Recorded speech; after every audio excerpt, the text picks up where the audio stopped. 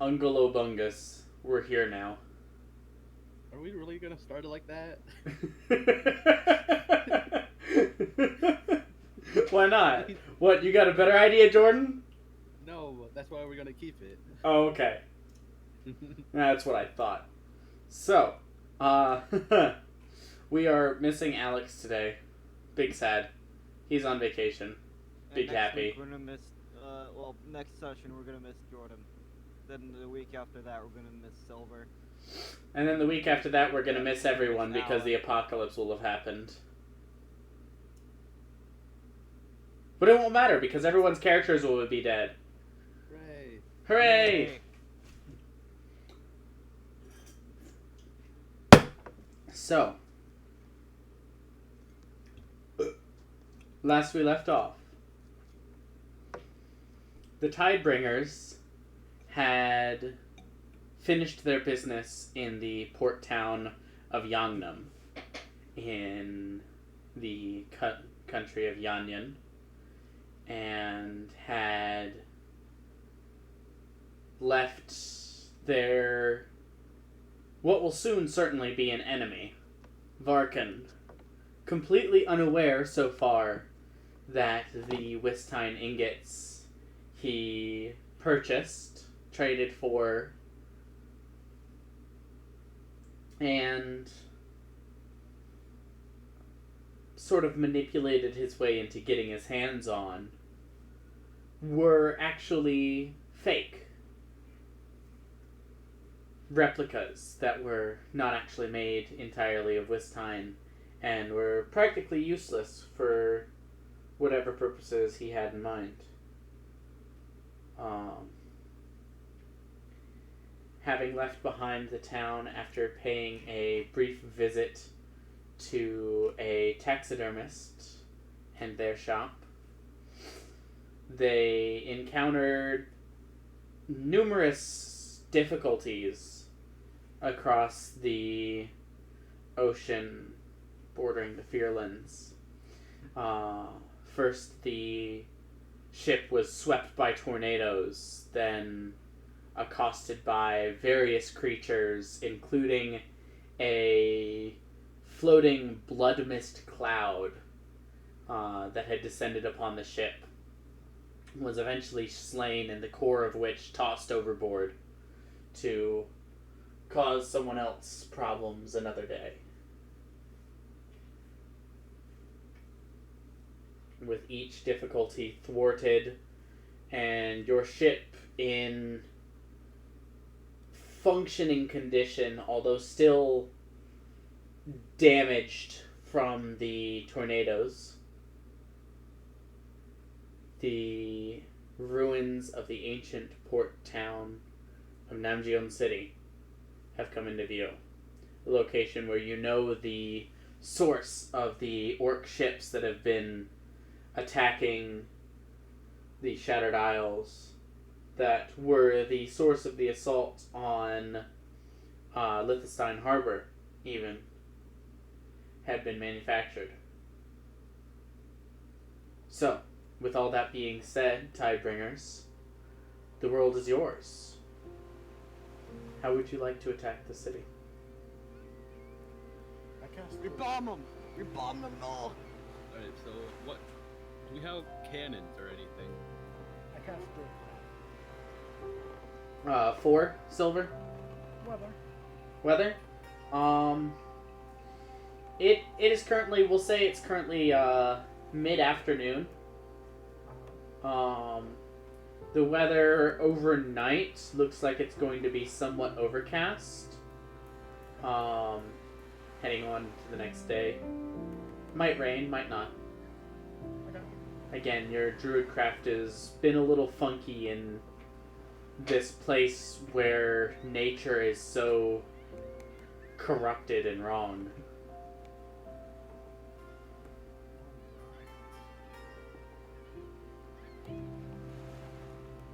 So, are we attacking tonight, or morning, or when? I think we need to get our bearings first. As for your question, Jordan, there is no particular armament on this vessel. This vessel was chosen for, first and foremost, the recklessness of the captain to even be willing to sail into these waters, and secondly, for its speed, to get you here and get out as quickly as possible.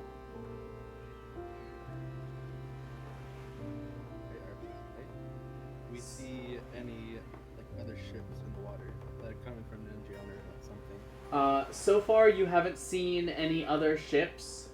There might be some out in the waters, but none necessarily within sight.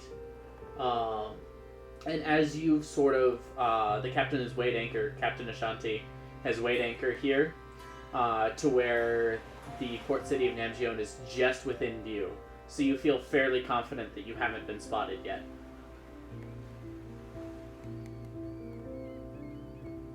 And Ashanti is simply waiting patiently as you discuss amongst yourselves. Okay, so I think for you can send out scout out, see if you see any scouts, any other things like that. Ruben, ask that Raven that keeps on following you if it could scout out. I have an idea. How long is this route from to town? The Boodle? Bow to stern. It's called bow to stern. I would would- say bow to something. I didn't know what was stern. What the hell is a bird of sound? It's a bug. It's not called a butt. That's what I thought it was called. Thank you, Shalek. I'd say maybe 50 feet. It's not a terribly big ship. Yeah. What is it like is it like a brigantine or a sloop? I This question already. I don't know enough about those terms to necessarily answer that question. It only has one mast. It's closer to a soup. Okay. Okay. It's a small vessel. Yes. Can I cast darkness and essentially cloak the ship? The darkness is a 20-foot radius, so there would be. It wouldn't really move with you, would it? Does it move? Is it on the target? If you put it on an object, it can move, but darkness is only a 20-foot radius. Concentration? Yeah, radius. So even though for my description of the spell it says 15, It might be 15 then. Is it concentration? I mean I'll take 20, but yes, concentration up to 10 minutes. But I can just keep casting it. I can cast it 3 times. I can cast without a straight. So yeah. Pass without a trace on the back of the ship will make us harder to see, and then your darkness on the front of the ship. It'll make us harder to see, but it won't make the ship harder to see. Because I can cover up 30-foot sphere. You think you can just I haven't diameter. I haven't done this in a while. Any photos now, What's the range on that? 1 mile. 1 mile? You guys are probably between 3 and 4 miles offshore right now. So with that being said, no. Do you think we can maybe disguise the ship as One one there. of? Yeah. I mean, we've seen their ships before. Is it possible for us to disguise our ship as theirs? Our ship is not like theirs. You've seen only one type of ship from theirs before. And that is essentially what it is a small, almost substitute to a rowboat that's basically a 20 by 20 mast with a massive iron clamp affixed to the front of it that they use to land onto and attach to the harbor in Liechtenstein. Didn't we see a ship at the very beginning during the wedding? Yes, but you didn't see it close enough to see any details. Damn it. And also, Jin would not have been there. Yes, but that fuck you. But that was a valid question, and I'm glad you brought it up. Yeah. Right. I'm gonna start with 2 next time. Okay. You have the components for that? I'm gonna use the wild shaped. So Oh, yeah. Okay. Yes, you do have the components. It's the wild shape. yes. Yeah. You know what is back. I'm just gonna Should we dock like offshore, like away from the actual city, and It then is a we just rock. make our way like on there land-wise? You want to go into the city by foot and try to storm it rather than have artillery in the ship. We have The artillery. ship does not have artillery. We couldn't afford it, Shalix. If you have artillery, please show us. Yeah. But so far we don't. Oh have. my god, we just I have one pretend- cannon and just put Shalix in it. I pretend to like cock my hand like a gun, and then just shoot a firebolt. Alright, so you fire off a flare and everyone knows where you are now.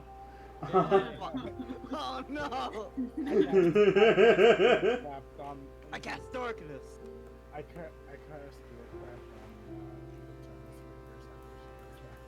It's smoke coming out of them. Nice. Okay. I'm gonna summon Kindle and have them do a little troll. Okay, so you can only communicate, I believe, unless you have the, Do you have the indication that allows you to communicate at any distance? With your familiar? Probably not. I thought I did. Because, it's the voice of the Chain Master you're thinking of, yeah? You can communicate telepathically with your familiar and perceive through your familiar senses as long as you're on the same plane of existence. Yes. Yeah, I do. Okay. So, how close do you want Kindle to get to the city? Or do you want Kindle to actively fly over the city? How much risk of detection are you willing to take? Not much, because Kindle's just like me. I'm not really good at sneaking around. My Raven is gonna be flying above the shoreline and make a pass around like the entrance. Okay. Probably gonna be way above, like, above enough to be like,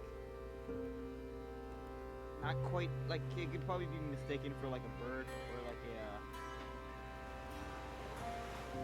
Isn't Kindle a bird? no. Kindle is a dragon, pseudo-dragon.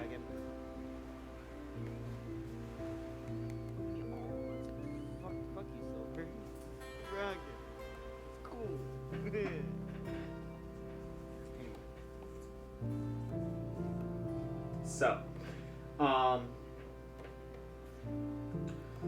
So you want Kindle to kind of stay out of sight as much as possible? Yeah. Okay. So with that being said, I'll do a +5 to stealth. No, I'll take that back. I'll do a +10 to stealth and a -5 to perception for you. And then Shalex, your Raven is getting a little closer. I'll do a +6 to stealth. I'm giving an additional +2 because of it's a bird, which isn't necessarily natural around here, but it's more natural than a pseudo-dragon. And only a -2 to perception, if you guys would both roll. Oh, perfect. I have perception +3, so that's a I also got advantage on perception for Kindle. Okay. So I get a total of +1 to perception. So do I roll stealth first or just? Yeah, both of you go ahead and roll perception first, and then we'll roll stealth. I got a 17. 17, that is -5, so that is a total of 13. I got a total of 11, including negatives. Okay. So 11 and 13, you guys can see there are 3. First of all, this city is massive. in its heyday, the city probably contained anywhere from 20,000 to upwards of 100,000 people, if you had to guess. This is a big city. There is ruins everywhere. You see there are 3 main areas where there is activity. In a walled off area, the first and most important one that you notice, I'll say, is there's a shipyard where you both notice there is a rather large ship currently under construction. You don't necessarily see a ton of details, but it's easily between 100 and 200 feet in length.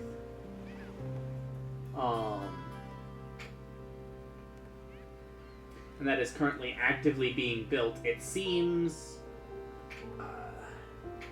Poyo, you would say it seems almost complete.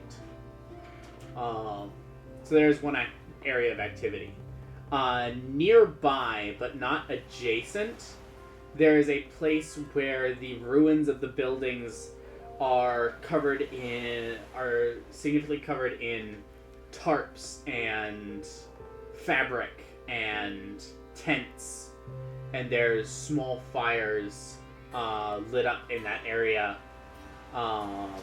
Seems to be maybe a sleeping quarters for some folk. You would probably say there's the most activity there right now. And then towards the back of the city, next to the giant onyx structure that you had seen that I had mentioned last session, Yeah, I remember that. there is a ring of a few fires where I will say, Silver, your raven is able to pick up. There's some kind of heated debate happening. Yelling and curses thrown in a variety of languages. What languages do you speak, Shalux? I speak it the Common, Draconic, Gnomish, and Primordial. Oh, look at this guy. Primordial is one of the languages. And you're able to recognize that it is primordial, but unfortunately on an 11, your raven is not able to get close enough to necessarily hear what is actually being said. You're just recognizing some of the syllables and some of the sentence structure. And a few scattered, like, smaller words, pronouns, stuff like that. Somebody messed up. Happens all the time. I will say, Kindle, you notice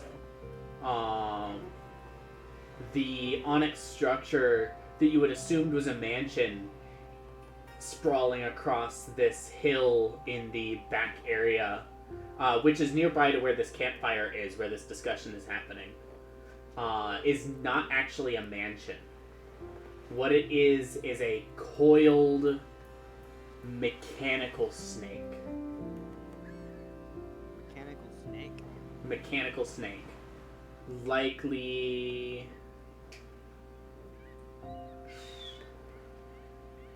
probably 20 foot in diameter along its length, and maybe anywhere from 80 to 100 feet long at least, and it's coiled, so you can't really tell length that well, but it's just this mound of onyx structure with the head of a snake, and the head is propped open and the forked tongue is extended down onto the ground, and you can see these two massive, honestly probably Eterna-sized fangs jutting out from the open mouth, gleaming metal. You are a unit of measurement now. Can Bob be a unit of measure it now? Bob is unfortunately not a unit of measurement. Bob is a corpse. You really had to do me like that. Wow. Wow. Anyway, fuck you. Anyways, so as your familiars return, that is what they report.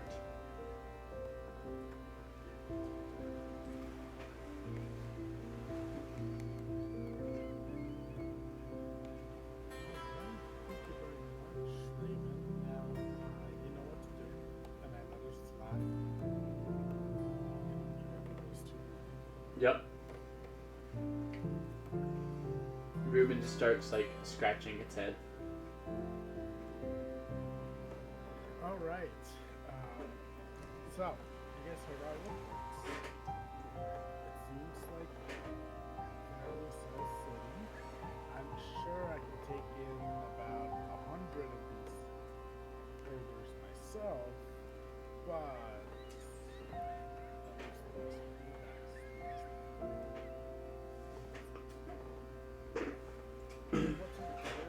Are there walls in the city? In some places there are, in some places there aren't. So it's not like Bossing Say or anything? No, it is very much not like Bossing Say. This city was built, seems to have been built almost haphazardly and destroyed in much the same manner. There are places with no walls. There are places with walls so ruined there might as well not even be walls. There are there are a few places. Barely any walls though. Untrue.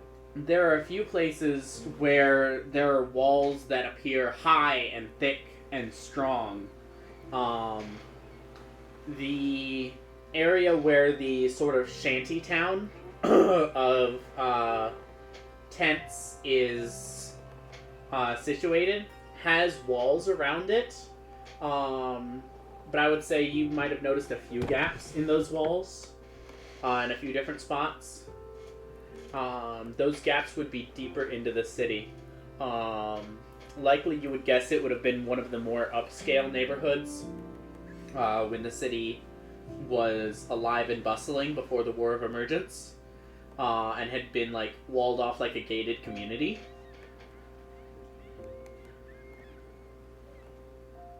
And that has just been taken over by these orcs and undead and whatever else. Is there any semblance of like a patrol or guard or something? Unfortunately, perception rolls were not high enough to notice. Damn it, guys, come on. I don't have no here, dude. Hey, Jim, you try to climb over there. I would if I could. I thought you can fly. Exactly. Hey, Alan. Yes. I would like to go ahead and disguise myself to look more like I would belong there, and I'm going to use my holy symbol.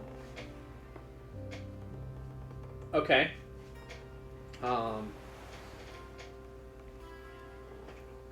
I believe this is the first time the party is seeing this holy symbol. Yes it is. Would you care to would you care to describe it to them? I don't know what it looks like. Make shit up then. Okay.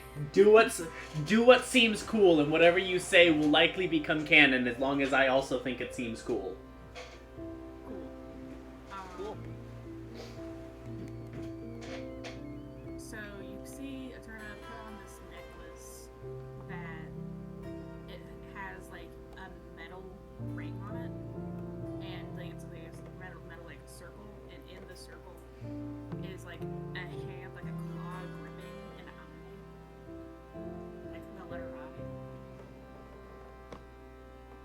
And that's about all I can think of. Is it capital or lowercase I? Capital I. Okay. Oh, was that I would- because I don't fucking know. I like that. I would say simply instead of the circle there, I would say it's shaped more like an Erlenheimer flask. like the sort of triangular flask in which this claw and eye is. Okay. But yeah, I like that. So Eterna puts that on. Yep. As far as using your disguise kit, are you trying to make yourself look to appear orcish?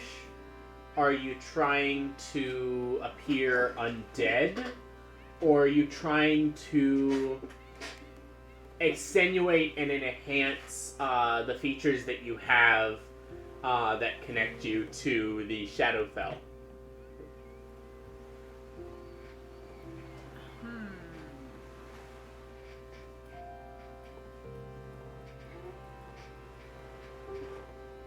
I don't know.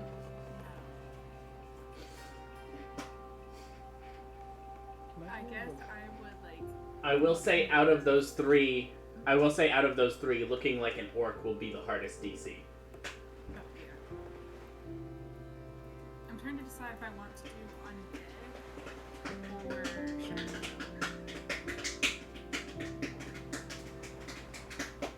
I'll do shadow. Okay. Go ahead and roll a check with your disguise kit. We're gonna use either charisma or intelligence for this. I'm gonna use my intelligence, and I don't know how to roll a disguise kit check. On your character sheet, you should have a proficiency. I am not. Oh, you are not proficient with the disguise kit? No. Okay. Then you would just roll a straight intelligence or a straight charisma check. Alright. Yeah. That is going to be a 18. Very nice. What are you trying to discern? What holy symbol? Okay. What attached? Roll at disadvantage.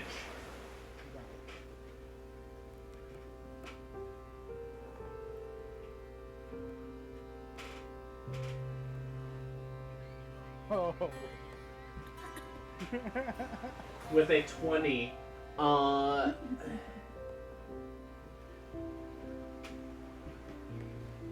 this is definitely not a holy symbol you're aware of. And based on your history with your grandfather and his contacts, you're aware of a lot of them.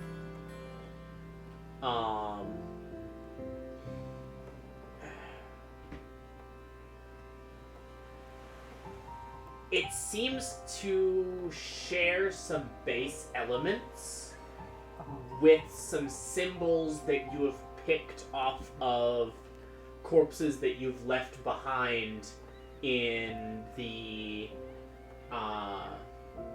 northeastern part of the Fearlands. It's not similar enough for you to say definitively it's a variant on that, but it's similar enough for you to think this is less of a holy symbol and more of an unholy symbol.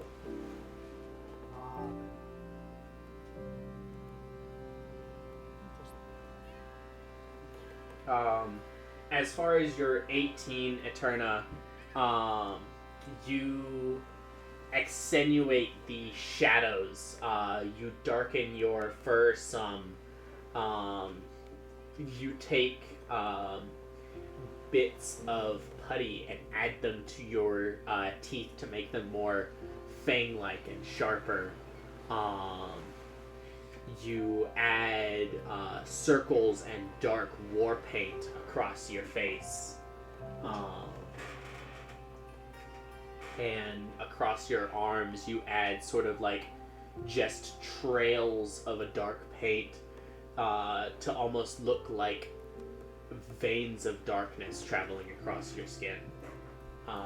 You feel fairly confident that even if they wouldn't before, anyone or anything that saw you now would be able to clearly see you have some connection with the forces of darkness.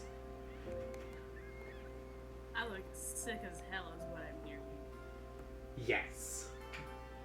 Like the fucking, when we went to Vanguard, the Void Priest makeup, Yeah. shit like that. Alright. I'm literally just writing down I look sick as hell. That is my notes. And 18, I'm going to give you a +3 to that to bring it to 21 because of who Eterna is and the fact that Eterna already had some of these characteristics. 21 is going to be the DC for any insight, perception, or investigation checks attempted to see through your disguise. So go ahead and make a note of that as well. Yeah.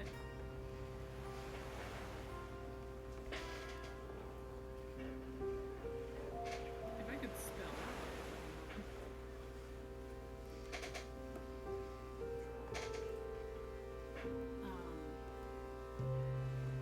And then With the disguise and the scout patrol completed, that puts us closer to evening. The crew, minus the 2 members who died in the tornadoes, are busying themselves with preparing and consuming dinner. The captain is off a ways, standing at the railing, just kind of gazing off at the city apprehensively.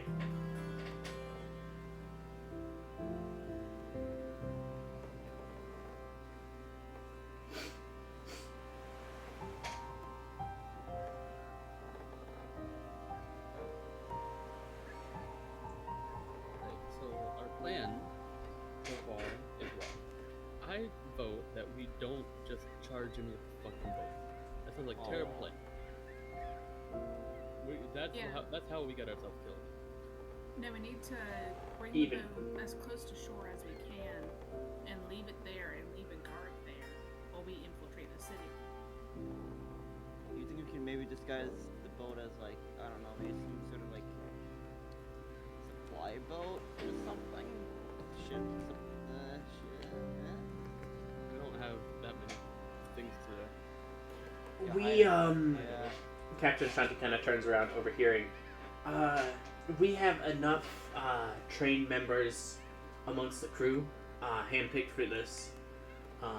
We should be able to hold off anybody off of the boat. You don't have to worry about leaving one of your own members here.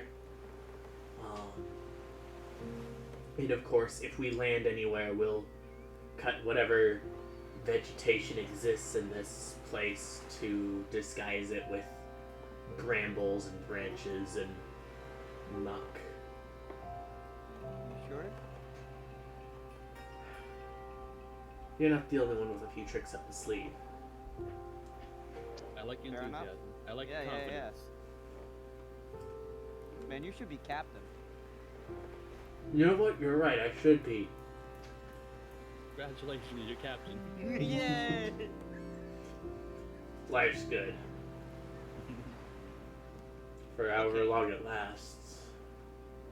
Alright, we should say stay like far away from the city and then go on foot from there. We don't want to get too much attention to what the hell we're doing. Especially because this boat is your way out of the Fearlands. Yeah. Exactly. You don't want to get stranded. Honestly, I might take the ship back out to sea and anchor just out of sight of the coast. Or maybe just inside of the coast. Do we have means of contacting you? Well, I guess we have Well, I can just the send Kindle over pseudo there. dragon, yeah. Yeah. We have familiars. I also have a mirror, so we can communicate long distance by using the light. But worst case scenario, we get stranded. I do have 2 more weapons. That means someone has to row. Not it. Not it. Everyone would have to row. Alright. And anyone who doesn't, I can thread through.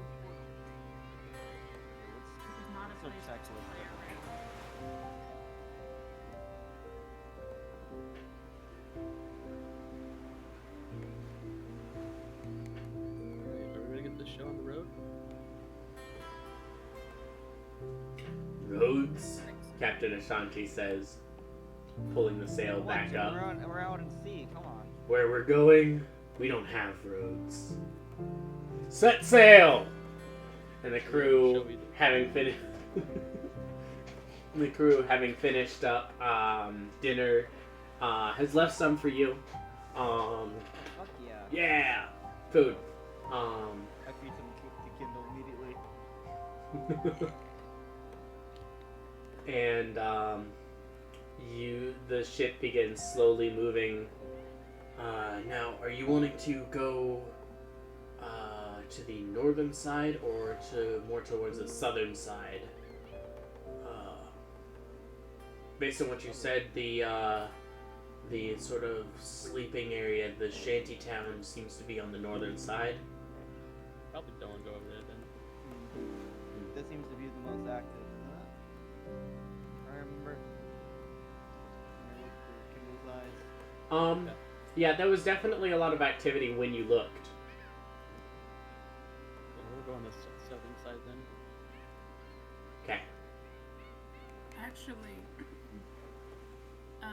Charlotte, can you tell, or actually anyone, which way is upwind? Because we don't want them to literally catch them with them. Got it. Can I chime in a little bit? Sure. Licking a finger, pointing up. The wind is currently blowing from coastal winds. Shalex. Just from your time spent with nature, coastal winds tend to depend on the time of day. Typically, at night, cooler because the ocean warms and cools slower than the land does. And so typically, warm air from the land during the day will blow out, and then cooler air overnight will blow in. That being said, the wind does have a sort of northerly edge to it, blowing closer to north-south than it is from south to north. But most of the wind is coming out from the shore right now. So in that case, I think our best bet would be to be sort of on like the oh wait, no, I'm looking at the wrong part of the map.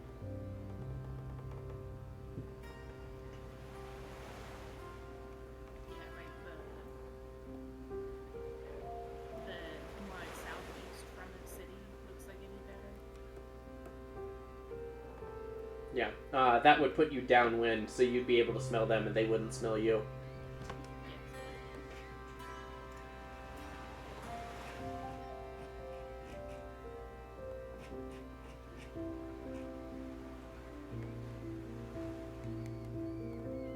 And what is our course of action once we land then? I assume we're not just gonna go to like, the sleeping quarters or whatever.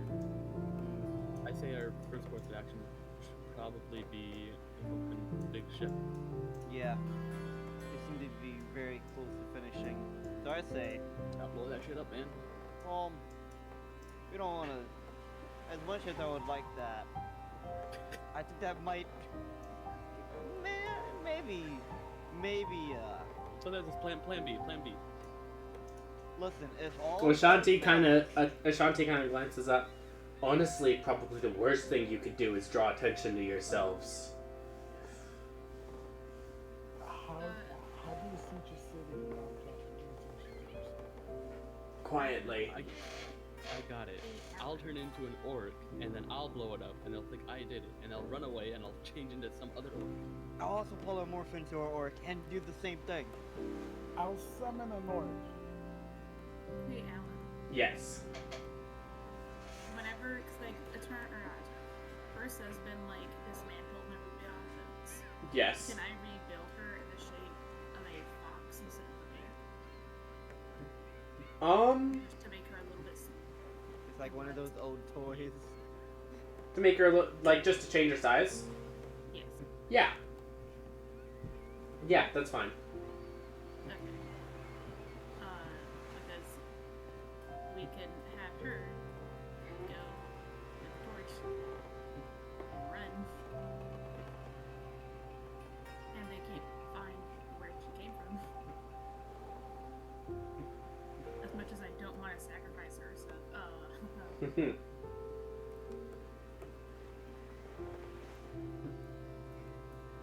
if I had a homunculus, ooh, there you go. Hey, y'all have familiars, right? They're just animals. I'm gonna let you guys continue to plan. I gotta use the restroom. Have fun. So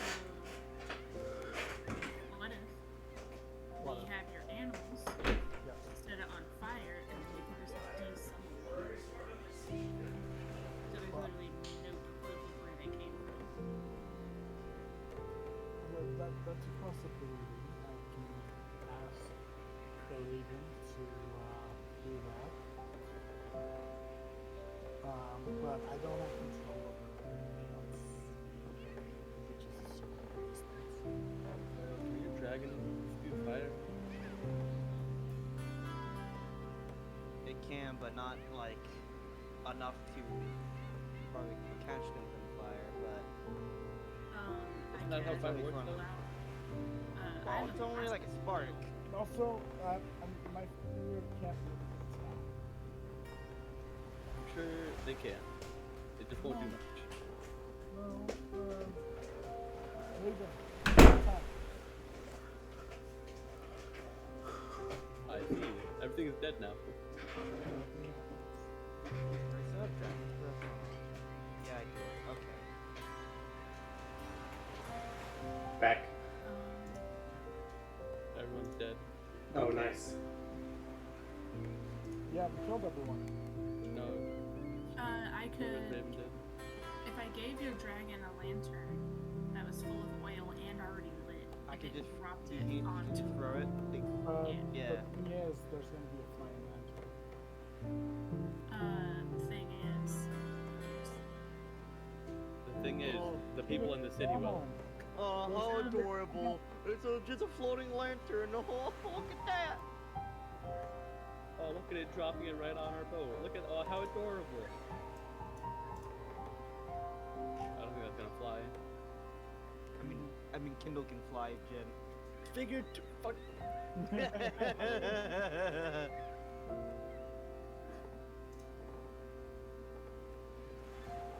Alright, well, let's stop dawdling around. We'll know more information once we actually get on land. Get there, yeah. Should it be like Well, it's hard to make a plan when we don't know what we're going specifically into. I have a vague idea, hence I am trying to look inconspicuous by being more conspicuous. I see it. Because they know what this means, and I kind of pull on myself. So I fit in more than y'all. I don't believe that for a second. Well, I could just turn into an orc. I can also do that. Polymorph can't turn you into an orc. Never mind, I don't think I can. Has to be a beast. Maybe orcs are beasts, some racist. That's racist.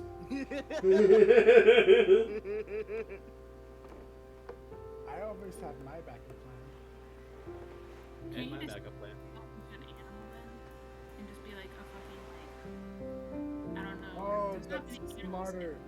That's smarter. What I was gonna say is I could just be the offering that I was supposed to be. A what? We, A goose? A sacrifice? Remember when you guys saved? Remember when you saved me, Koya? Yeah. Yeah. Well, they were gonna bring me here. Sure. Why did they bring you to the harbor then, if they were going to bring you here instead? Why'd they make the pit stop with you in it? Flies? I don't know. I don't speak orc. I have an idea. Yeah. Do you remember in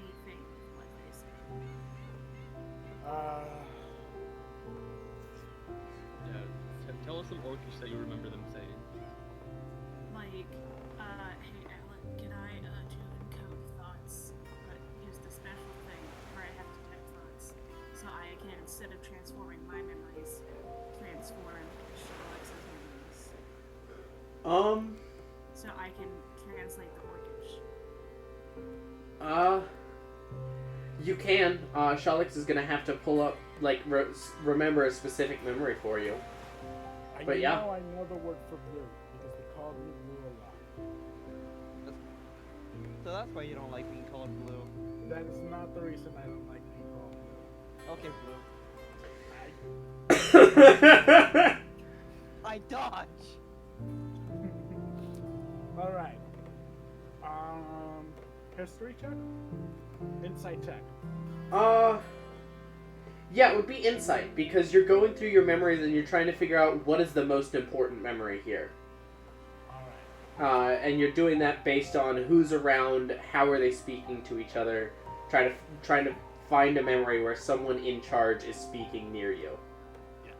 So, here goes. You can't? Alright, let's go. Let's go.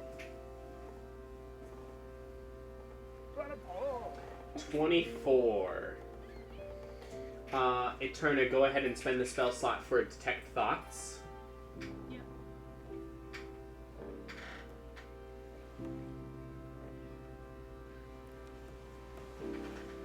And you pull out...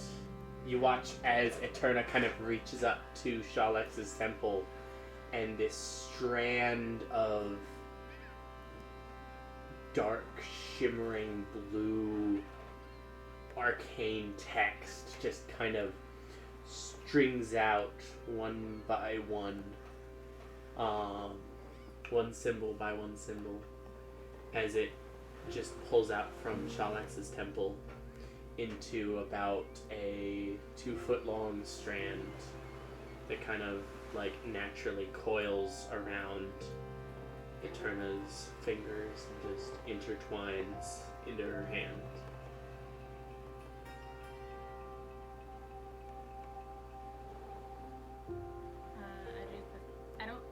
Don't I have to like put it in my head or something? Kinda, sorta, not really.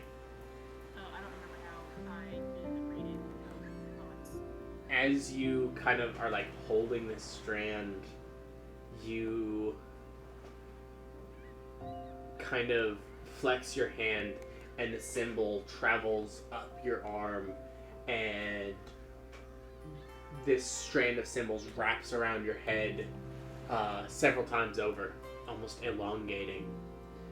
And you do speak Orcish? Yes, I do. Okay. Orcish, Undercommon, Orcish, Undercommon Deep Speech. are both going to be languages here.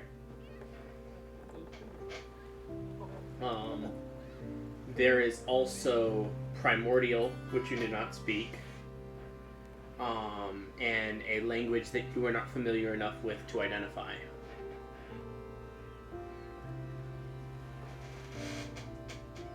There are... You remember being in a cage. Mostly wooden, but you can see there are symbols that you recognize, symbols that you carved dozens of times as a child, symbols of containment inscribed across the bars of this wooden cage, rendering it immune to fire, incredibly resilient to damage. Despite looking like a simple, humble wooden cage, this material with these enchantments is likely as strong as mithril or stronger.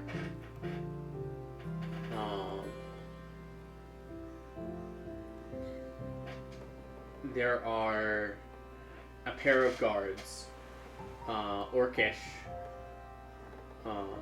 that are standing at attention. They each hold, one of them holds a battle axe, another holds a pike, as well as you see a much larger orc, maybe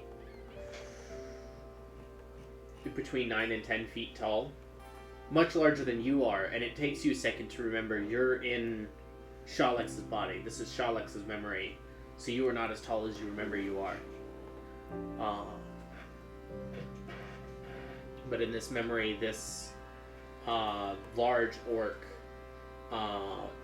bald and covered in metallic spikes, seemingly jabbed into his skin, and the wounds healed over, with a massive, what looks to be a bar, similar to a pike, similar to the pike that the other orc is carrying, but much larger, made of what appears to be much stronger materials.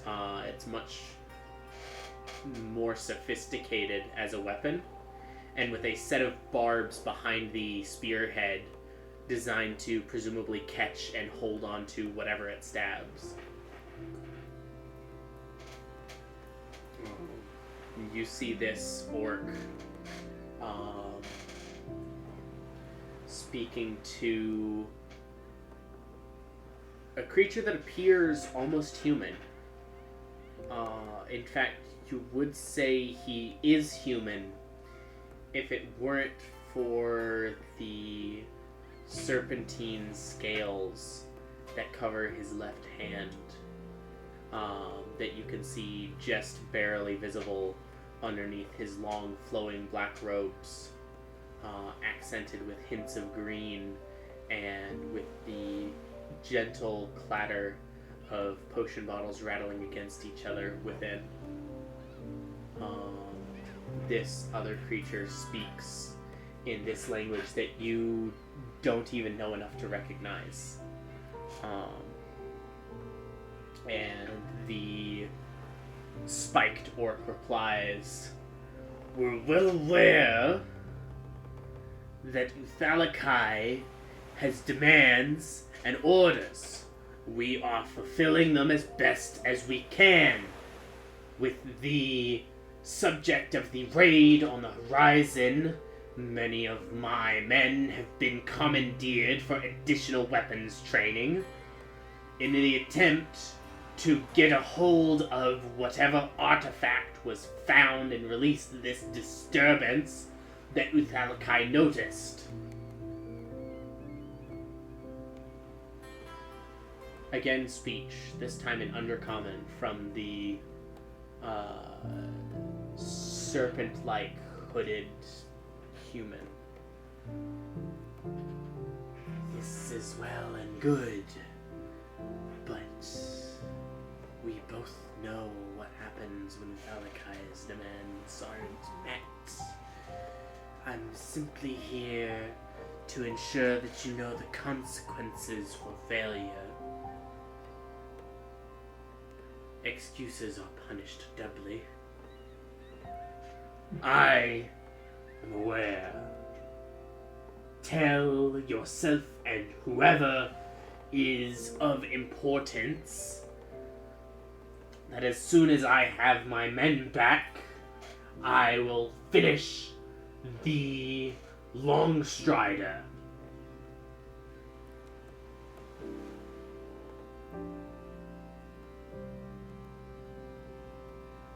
Nabaduk, do not dare displease my master in this way. An Onyx Sentinel is not a kind visitor. Unless you have anything else to say of any more meaning than mindless threats, go. I have work to attend to. And the orc suddenly slams his pike into the ground, letting out a deep thud that kind of rattles your cage a little bit. You let out an involuntary cry, and this orc kind of turns to you. "And you,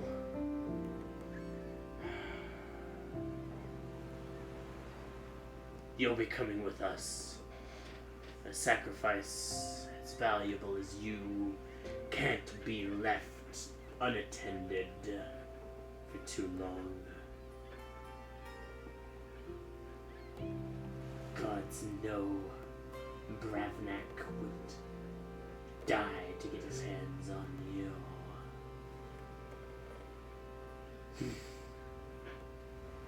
Load her into one of the ships.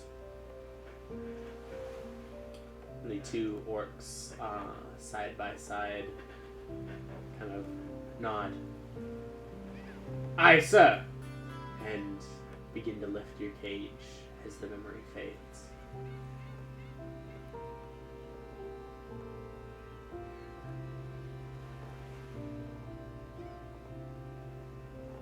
I hope you know, in my notes, their names are Snakehand and Big Orc.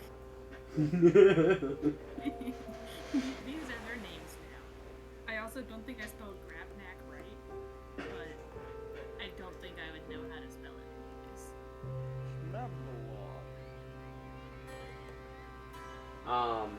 Grapnak was not the name that I said, or if it is, then I misspoke. The name is Nabaduk. G-N-A... Is the one that wants to Yeah. okay. G-N-A-B-A-D-U-K. Probably that, Chris. Okay, I heard you say Grapnak. I was like, yeah, no. Yeah, I got it now. Gotcha.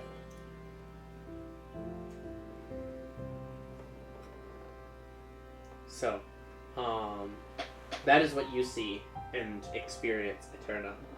The rest of you watch as this band of what you can assume is scripted magical memory suddenly wraps as a blindfold around Eterna, with strips of it coming up to cover her ears, nose, mouth,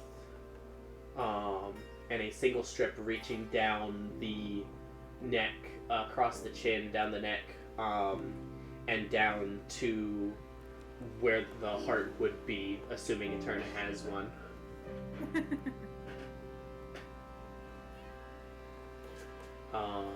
And as this material fades and returns to her hand, what emotions are playing across Eterna's face in this moment? What would the rest of the party see? Oh, you're asking. Okay, I thought you were asking me.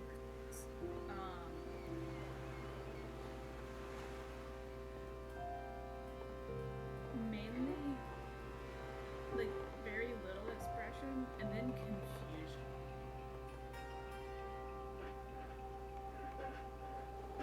And, like, whenever it unravels, she's like, who the fuck is Nabda? Or whatever you just said. Nabaduk. Nabda. I'm gonna have to write down the pronunciation. Just think about someone stealing a duck, and you got it. Nabaduk. Yeah.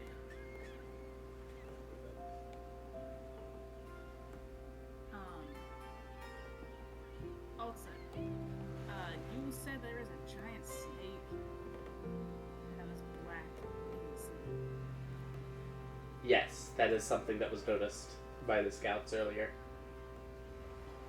I feel like the Long Strider sounds like a boat name, and that whoever that spooky snakehand guy was is there, and there seems to be some kind of power struggle between him and that. That's not good. Or that's perfect for us, and then we can pit them against each other. Yeah, no, but you see, I think that Nabaduk might be the name of the snakehand guy or someone else who also wants to sacrifice sharks. Or the snake itself. Maybe. For context, Nabaduk was clearly the name of the big orc. Oh, wait, wasn't the big orc the one talking now? For some parts of it. It was a conversation between the big orc and the snake hand. We Yeah, got a so name for the snake hand? You did not. Yeah, no, his name's just Snakey. No. So, The names that were other- dropped were Longstrider. Oh, There was which seemed to be the boat. One of the names was dropped Onyx Sentinel. Oh, feel like that's Sentinel. the I snake. heard Snake. Yeah, there was Onyx Sentinel was dropped in that memory. Nabaduk was the name of the large orc covered in these metal rods impaled into him, seemingly intentionally left there. So was he speaking in third person? No, the snake guy said the other guy's name. Yeah. Oh. So, did Charlotte get kidnapped by Snake Hand or by Nabaduk? Shalix, you would know the answer to that question. Nabaduck? Hey, Maybe you are a duck. maybe you are a duck, Quack.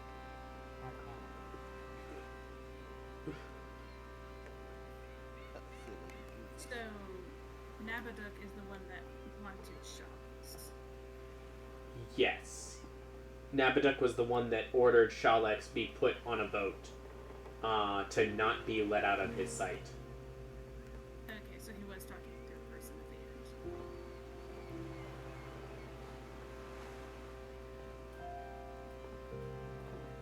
No, there was a different name of a different orc chief dropped there. Uthalakai, that's his name. No, Uthalakai, you would all know, is the name of one of the 3 generals of devastation. I heard that name though. Wait, so then what the fuck was the other orc name? I'm trying to remember what I said. Be something or other. That was the only name out of all of that I made up on the spot. I will never Okay, hear I it don't- again. Yeah, I don't remember hearing B something or other. I just Well, remember Nabaduk. here. Fantasy name generators. We're gonna retcon it into something that gets written down. I think you should name him Blue. I like that one. So you said it was another orc chief or orc general? Chief General, you don't necessarily know enough about the orcs. You didn't interact with orcs as much as you interacted with undead in your childhood. Like, you know enough to know their language, but you're not sure necessarily about all of the politics of it.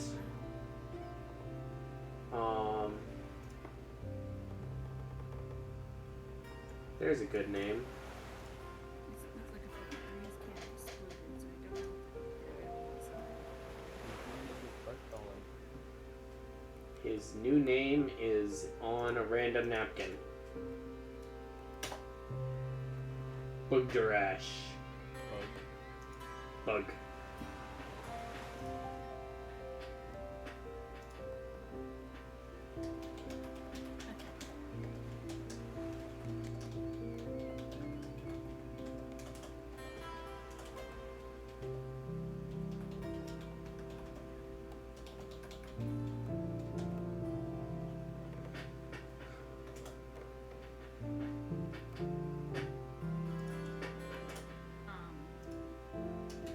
So y'all said there's a giant onyx snake in the city. That is what I heard. Yeah. Yeah, Snake Hand is definitely there, and I don't know if we want to fuck with Snake Hand, because Snake Hand has potions. Snake hand has snake hand. But I have fireballs. I think you need a little bit more than one. But I have 2 fireballs. What if the potions are flammable and they just all explode? There you go. hey, finally, dude. Finally, dude. Wait. Hey, Alan, I have a question. I have an answer. I'm proficient with alchemist supplies, but I don't have any. Would I be able to tell if, like, would I be able to be like, yeah, because potions are kind of magic, they're Depends on the potion. Okay. Typically the stronger a potion is, the less stable it is. Or the more concentrated a potion is, the less stable it is. So, oftentimes when you get a basic healing potion, you'll get that in maybe a 2 or 3 ounce bottle. Greater, superior, and supreme healing potions are going to come in larger and larger bottles because you want those things to be stable. And so they use more liquid so that there's less magic per liquid, so that there's less chance of magic leaking out of the liquid and doing bad things. But for things where you can only use a limited amount, like if you were going to dip a weapon in a poison, the more concentrated the poison is, the more damage it's going to do.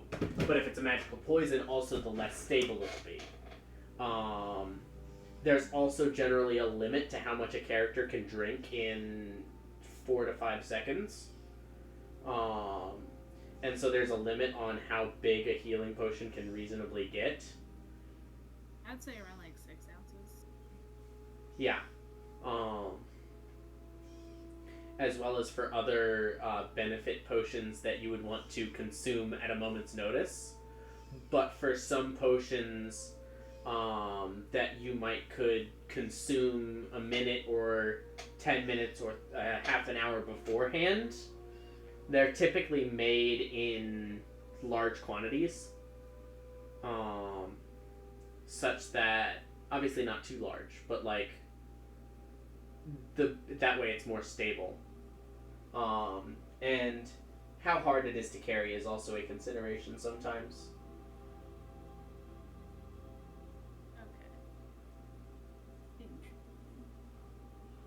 Yeah, it's about how concentrated is the potion and how powerful is the effect.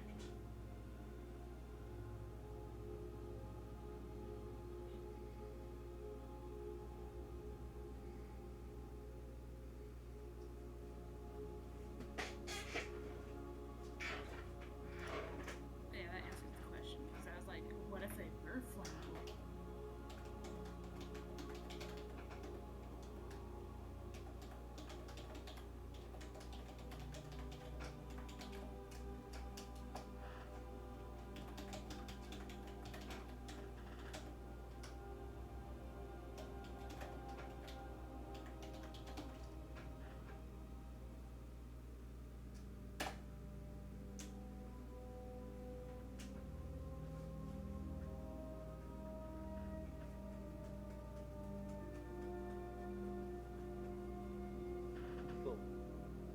Vote. So, is there anything else that you guys want to do or attempt or prepare for or with before you guys land? I would like to try to prevent some poisons and see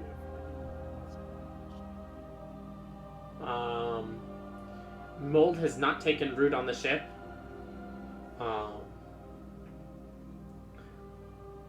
You have poison supplies? I have a poisonous thing. Okay. How many uses does it have left? 9? Okay. I'd say you can probably make... Before you land, if you guys are... Unless you guys tell...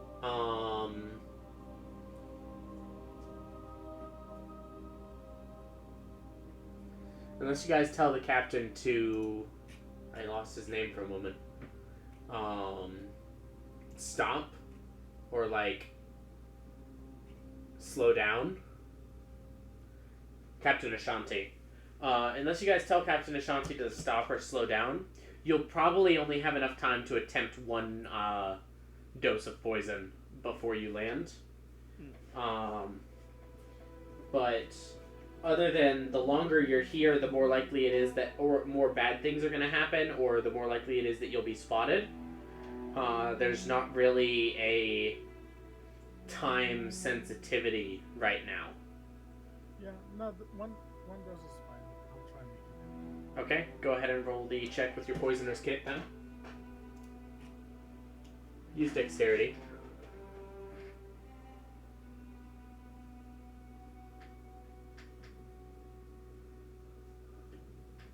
That's just a straight dex roll, right? Because I'm not proficient. If you're not proficient, it's a straight dex roll, yeah. 10. Let me check what the actual DC is for basic poison, because I know that DC exists. Poison your neighbor. Good, my neighbor is 2 orcs. We did it. You did it!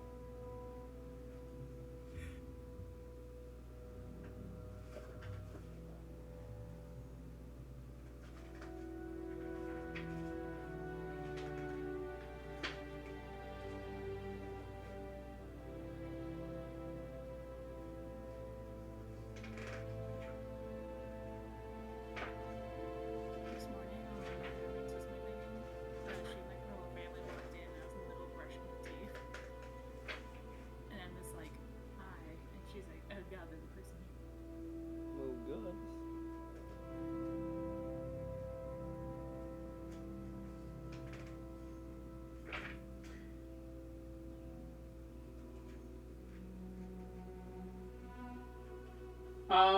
Sure. I'll say 10 is enough to create a basic poison.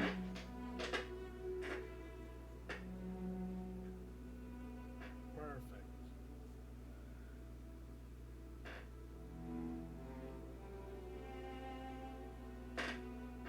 Wait, Oh. if I help, can we make a better poison? Not really. It's the same recipe. It's more a matter of what did you spill and did you get the right amounts while you're on this boat. Then never mind.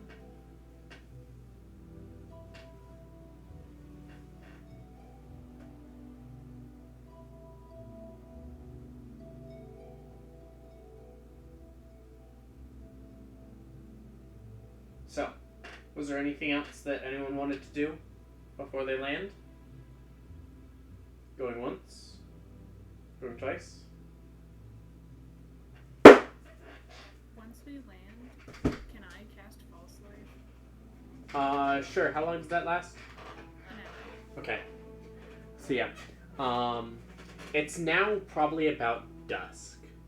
The sun is just peeking between the clouds, setting over the landscape. It is a blood red sun.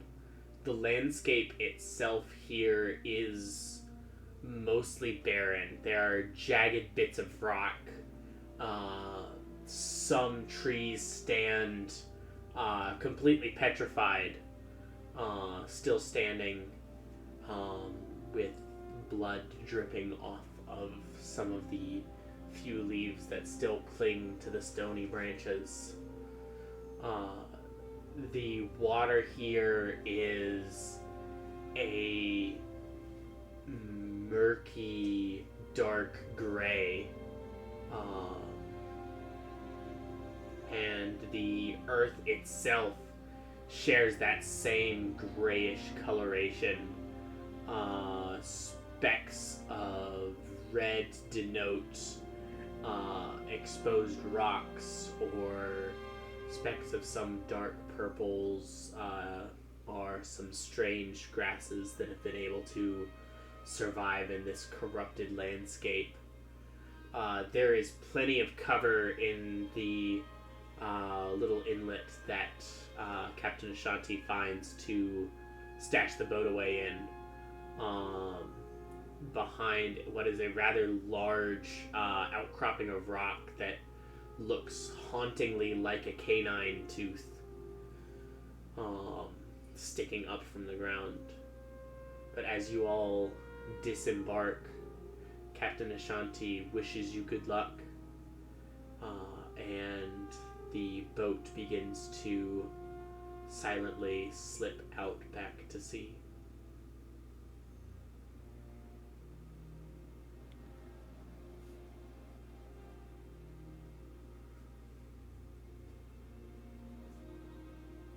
it does, I'm just gonna turn myself into a dark orc. With your hat of disguise? Hell yeah. Gotcha. Um, That's a DC 15 investigation to see through the illusion, right? Second. Yes, Eden.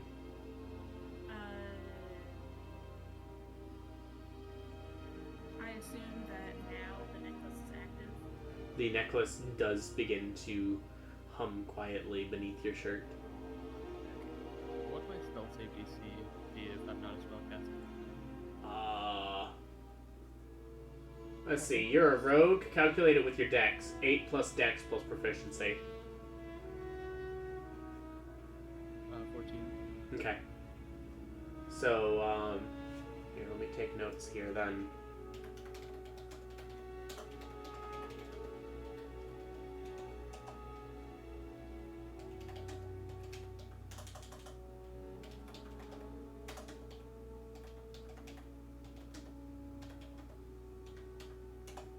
Okay.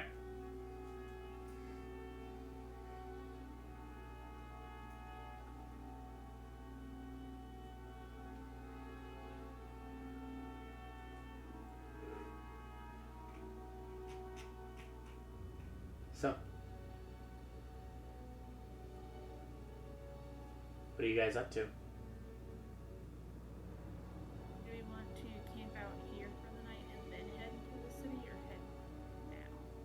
Do you think it's better to go in the light of darkness, or I feel like it's worse to go during the day. More active people. I feel like if we're gonna be, we should pick whether we want to try going into the city or if we want to try to attack the Long Strider. Well, I'm think we pretty should sure the go Long with- Strider's inside the city. Yeah. The ship? Yes. Yeah, the construction area that you noticed where the ship was being constructed is contained within the city. Yes. It's maybe somewhere between 400 and 600 feet from where the shantytown was. And maybe about a quarter mile to a half mile from where the campfire discussion was happening.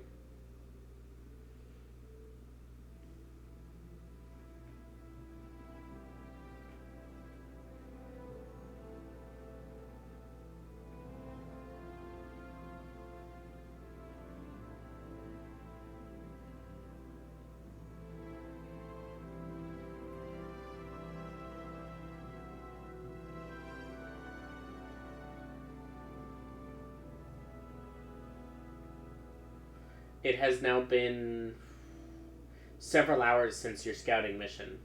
If you guys wanted to go again to see sort of where the activity is as day turns to night, you can.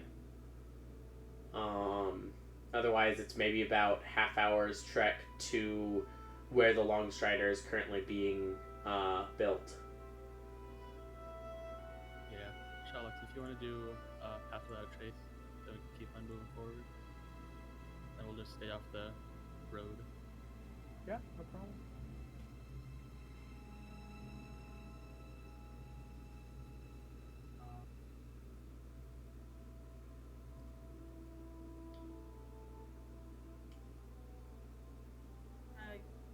Yeah, I'll do it in the morning. In the morning before we go, we're spending the night outside of the city, right?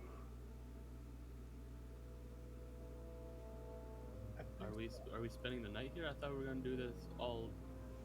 Is it too ambitious to do this all today? I feel like this is too ambitious to do all at once. Plus, I think some of us would like to use our spell slots tomorrow. I guess. I mean, the city is rather big, and I don't know how many people are in the city, though. I'm sure we can find some squabble to sit in. Also, we They just want to don't sit in exactly some bush have- outside.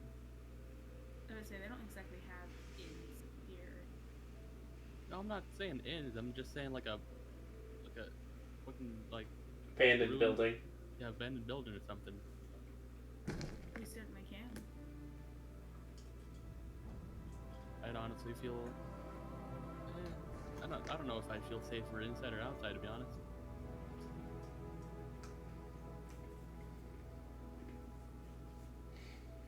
In the morning, I will need to leave for a minute so I can purge the magic. Sure, whatever that means.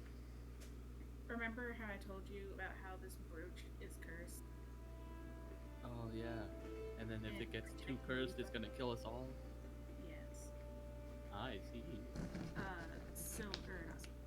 Shotlex. You have cure wounds, right? I do. Cool. If you'll come with me, but stay like 30 feet away from me. So if I die, you can pick me back up. No problem. Cool. I could also dig a hole. If you bury me, I will kill you. You don't know if I'll come back undead. I might. I don't know. I don't fully understand the magic that's here. But there's a reason there's a lot of undead left. There's a reason that I'm very friendly with undead. If you bury me, I might be undead. Okay. Eterna, you know for a fact that there are very few things that stay dead in the Fearlands. Yeah. But when they come back, I don't think they're under their own control. Do I? Normally. Typically not. Depending on how powerful they were in life. I don't think I would come back under my own control. That's the most humble thing you've said since 2016. Damn. You didn't even know me in 2016. I know enough about you in 2020 to know that that's the most humble thing you've said since at least 2016. A lot of assumptions here, Alan.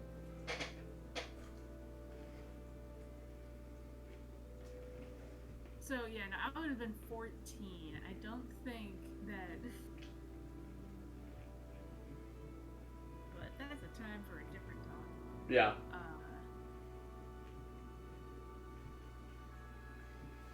Yeah, if you could not kill me, or like, not let me die, because I probably won't come back under my own control. And Draevok does not need to know what to think.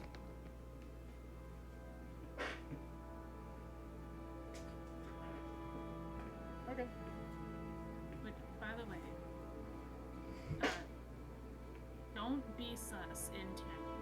It's not like a bargain we can bullshit our way out of this. They will just kill you. Don't be sus in town. Got it. Don't be a goose. Literally. Yeah, don't like polymorph into an animal. Because, Good. I don't polymorph. Well, you know what I mean. Don't transform yourself into an animal because, as you can tell, gestures do everything. There are not animals that survive usually. Actually, Shalex, roll a perception check, if you'd like. Perception check. 28. God damn. There is a little bit of wildlife around.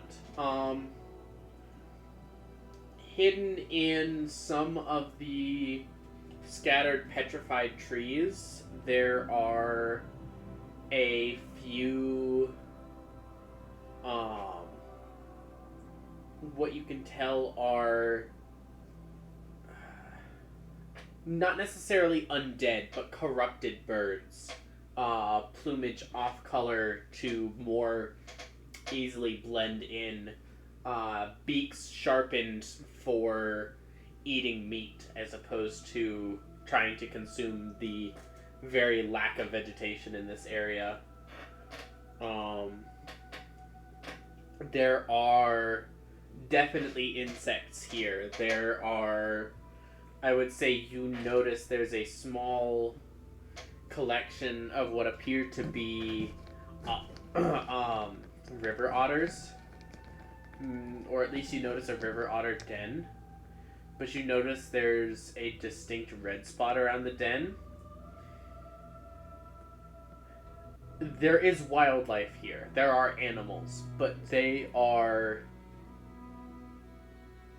Not one of them is kind-natured or whole. Are they more seen as like predators to us or prey? If they had the size or the numbers, they would definitely choose to be predators. As it is right now, they seem to be keeping a wide enough distance from you that you don't see them as prey. But you get the sense that they would definitely put up a fight if you tried to hunt them.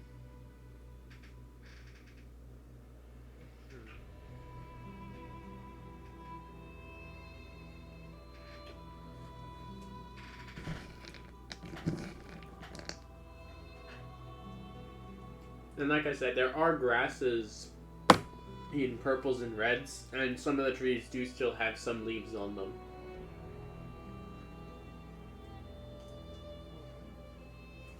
I have a question. Mm-hmm. So the brooch keeps them from like getting corrupted, or like helps prevent them. But if they eat something weird, can they still get corrupted, or does the brooch low-key act as a purified like food and water? The brooch will continue to protect them from the corruption that they would absorb here through any means. Whether just from the air, the soil, the water, food, anything. Hey, Eterna, can you pulverize iron and silver? Why? I want to try to cast a spell. Sure. Hand it to me. Alright. Would I use a hammer or smith's supplies?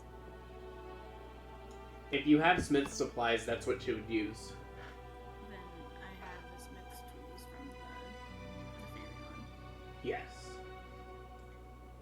That would work. I use intelligence.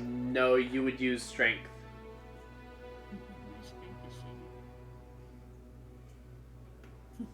Guidance. I forgot to say guidance. Damn it. I'll allow it. Go ahead. D4.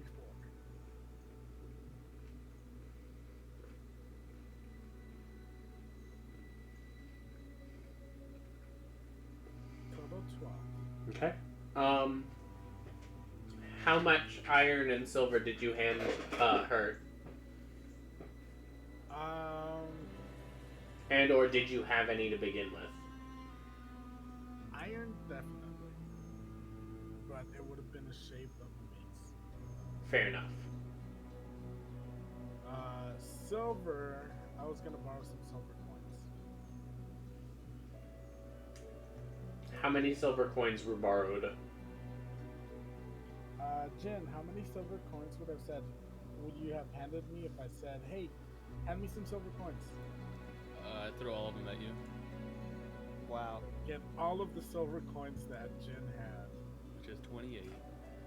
Yeah. God damn. You got On a 12, barely nothing. on a 12, that's enough to pulverize enough of both of those for one cast of the spell that you're looking at. Okay, cast this. I mean, it's not a lot, but it'll come in handy in a pinch. Yeah. You'll have a little bit extra of silver, but you won't have very much extra iron. Yeah. Alright. I'll save that for later. Alright. So, plan is camping out in the outskirts of the city in the boat, or... Oh, boat's gone. Yeah, Boat's boat's gone. out of here, man. I was busy doing other things, and I'd be like, where's the boat? Guys? Charlotte, you're already gone. I Bye. turn around, you guys are gone. Guys. Left all alone. You're Charlotte, once what are you again doing? alone in the Why are you back Fearlands. there? Okay, Like getting I got out here. I am casting Pass Without a Trace, correct? E. Pass Without a Trace. And you guys are going to try to slip into the city to find a place to camp out in the city? No, I was thinking outskirts of the city. What are you going to get? I'm voting for inside the city. Yeah. The options here that have an effect on gameplay are in the city, or at the river where you guys are, or further away if you want to. Alright, voting system. Actually, Alan, Yeah? how often do I think that they would be doing patrols in the city? Especially since it's in ruins. Like, how hard would I be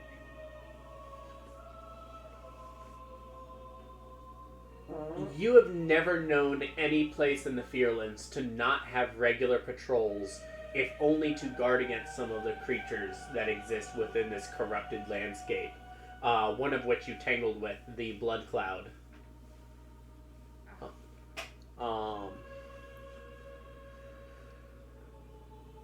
As far as whether those patrols would be within the city or at the city limits, you're not, or beyond the city limits even, you're not entirely sure.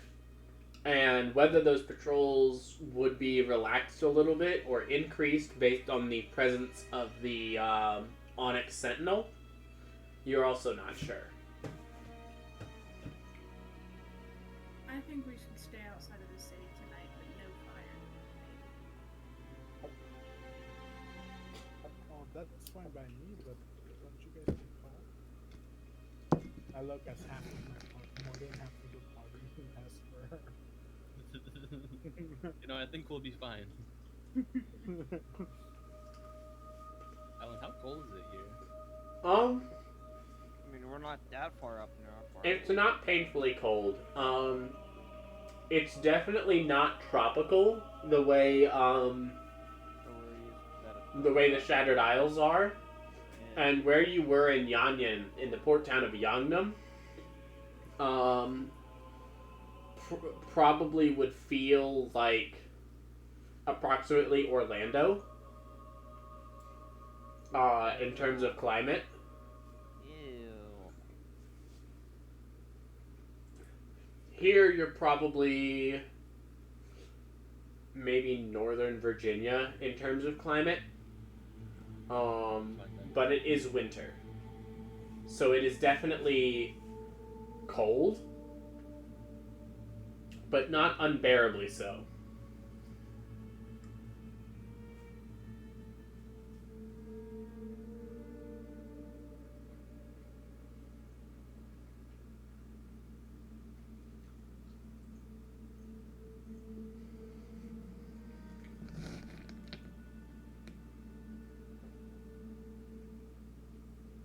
So what's the plan? Are you guys camping out here at the river? That's my plan. The And river I otters suggest seem y'all nice stay close enough. to me. Well, I have no Well- objections. Yeah, why not? Give us time to. I tried to wild shape into one of the river otters. Based on what you can tell, the river otters count more as monstrosities than they do as beasts. You are unable to wild shape into them. Okay, That's terrifying. that's what I thought. I'll just turn into a regular otter.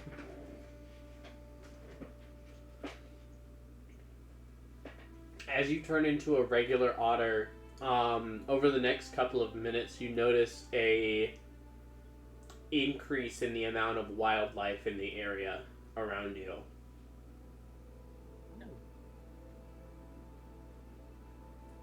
They seem to be eyeing you hungrily.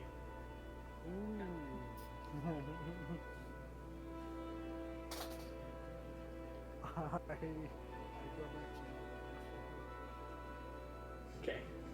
After about 10 minutes, you're like, this is a bad idea.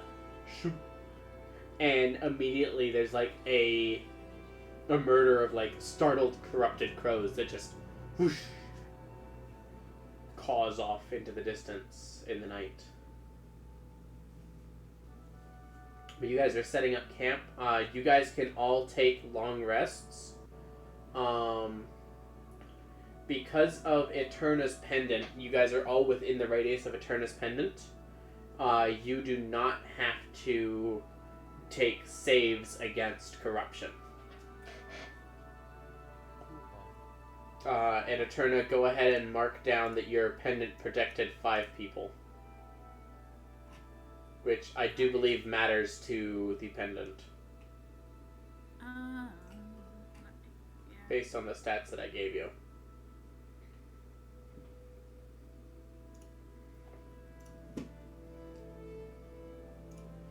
I don't think it did. But let me go back to where I got it. Yeah. When you finish a long rest within the Fearlands, mark down the number of uncorrupted creatures, up to 10, including yourself, that spent the entire long rest within 60 feet of you.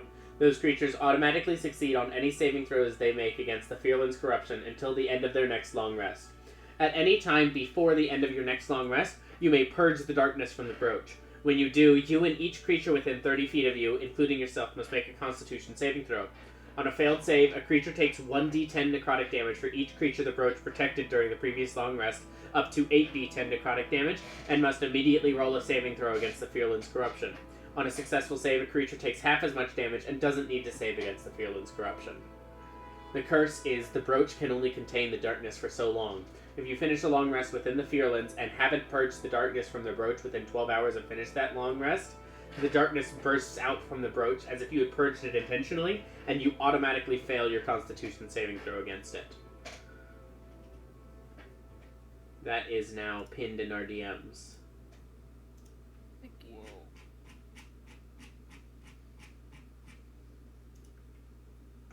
So yes, the number of creatures that you are protecting does matter.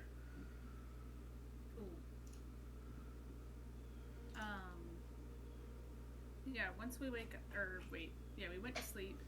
Yeah, you sleep. Congratulations. Long rest. Are you guys setting watches? Yes. Yeah. Okay. I take all sleep. Okay, who's taking first watch? Ursa. Okay. Go ahead and roll a perception check for Ursa. What is her person?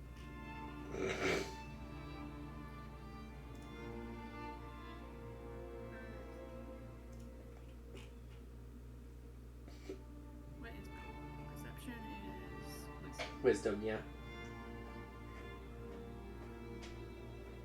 so that's gonna just be a straight 10. I rolled a. Oh, I just rolled a D10, not a D20. I'm an idiot. Scrub doesn't know how to play D&D. D&D.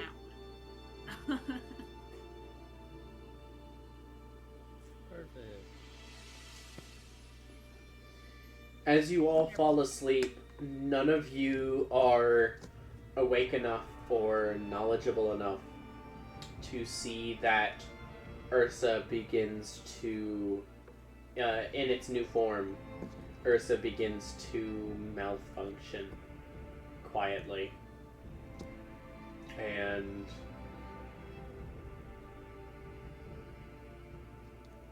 Eterna, at one point in the night, you bolt upright.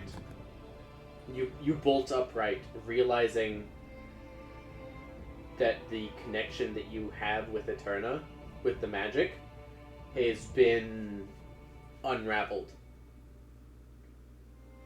And Eterna is sitting where you left it, stationary. But the eyes are dark, and it is unmoving, unprocessing.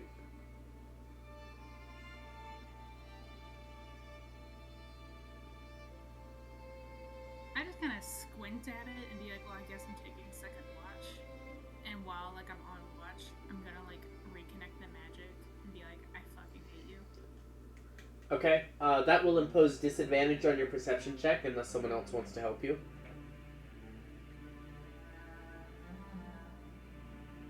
Or unless you bully someone else into waking up long enough to help you.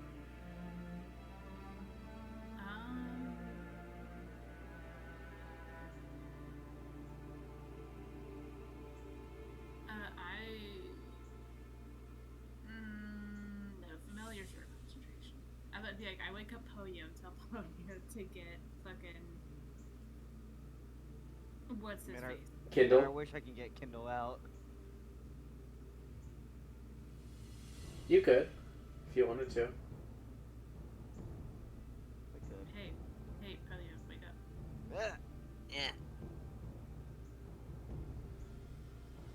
So Ursa decided to rebel against my magic, so I have to like reattach the magic.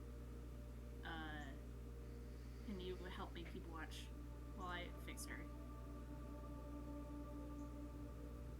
Or I kind of want to go back to sleeping, but I can maybe have Kindle do it. Yes. Kindle, buddy. Yeah? All right, can you just like help return her here with the watch? Cool, thanks.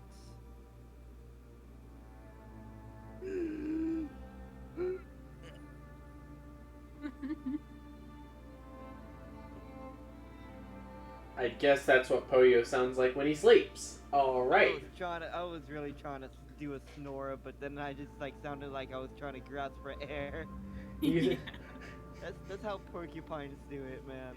you sounded like a corrupted Yast.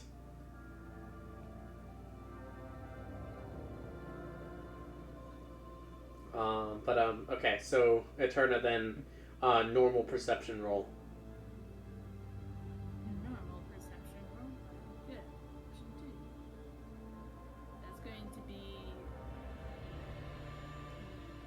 21, 16. Okay.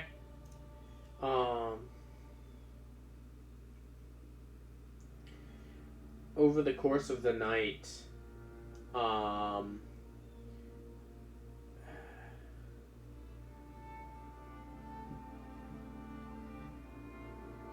the activity in the city, what little you can see from where you are, seems to increase overnight.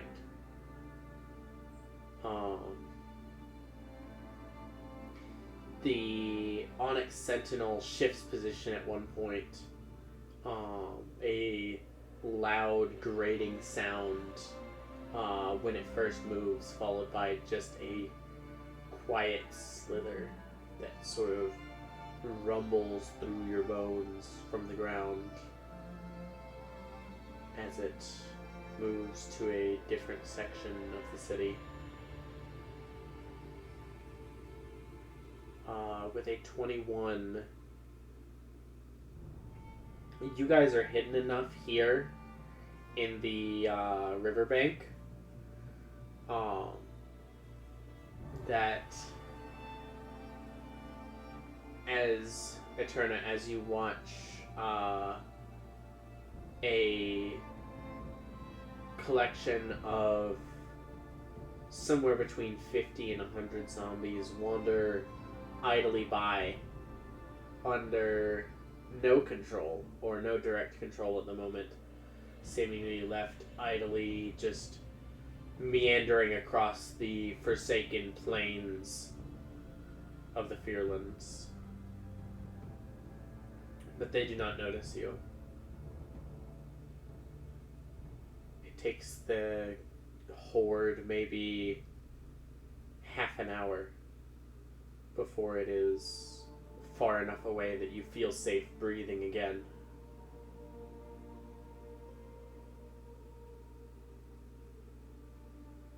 But as your watch concludes, nothing has noticed or taken an interest in you. Ursa returns to full function.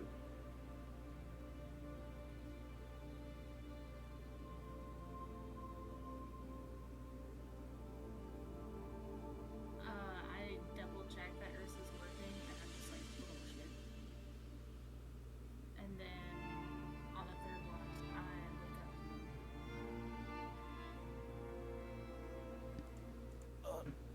God damn it. It's that time again, huh? Yeah, I'm going to sleep. If there's anything, wake me up. Yes, ma'am. So, Jin, for the third and final watch, perception check. Go! Jordan, No. go! 19. Very nice. So, as the night wanes on towards dawn, the undead horde that had passed by is still close enough for you to see and, worse, smell as you begin your watch, but you watch as it wanders further and further out.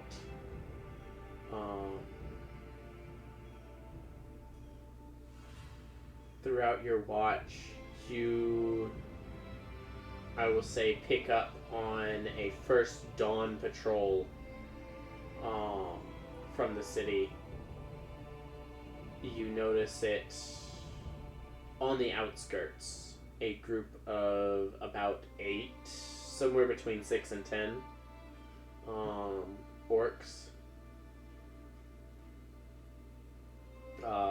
walking along. A few torches split between the group, walking along the outskirts of the city, weapons drawn, black iron glinting in the torchlight and the pre-dawn haze. But once again, you are too far out and too well concealed here by the river to be noticed by the patrol here. And as the morning fully dawns and you all come to consciousness, a heavy fog rests on the land.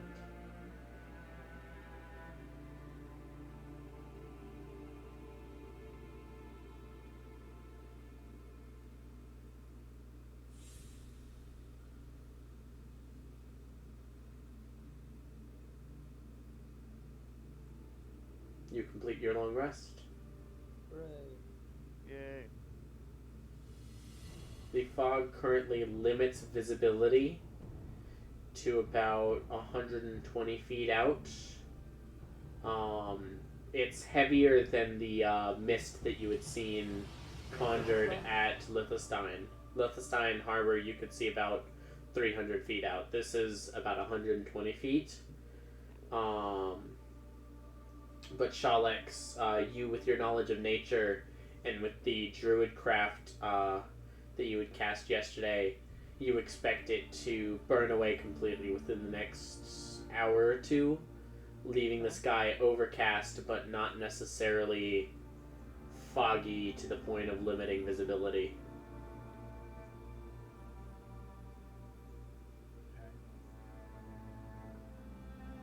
If you want to move, we should go quick. Yeah, the snake moved in the night, so I don't think it's active.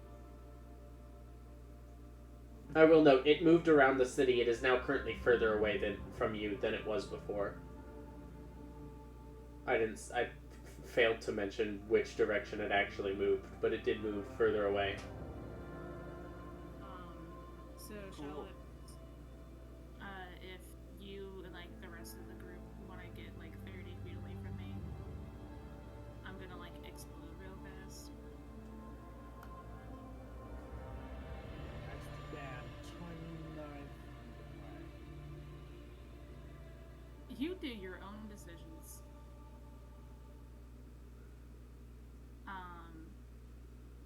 I assume the rest of the party is 30 feet away.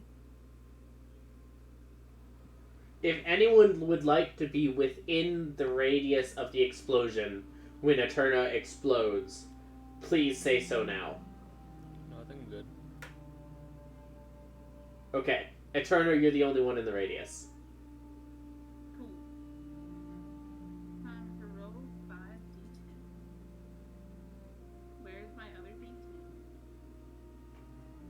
You'll watch as Eterna focuses and reaches up and claps the pendant through her armor and through her torso, and a sphere of dark energy kind of warbles out from this into a chaotic whirlwind of energy before imploding once again on the amulet and then dispersing. Trying to go ahead and roll your Constitution saving throw and roll damage. I rolled 31 damage. My con throw, I roll in the thingy thing. Yes.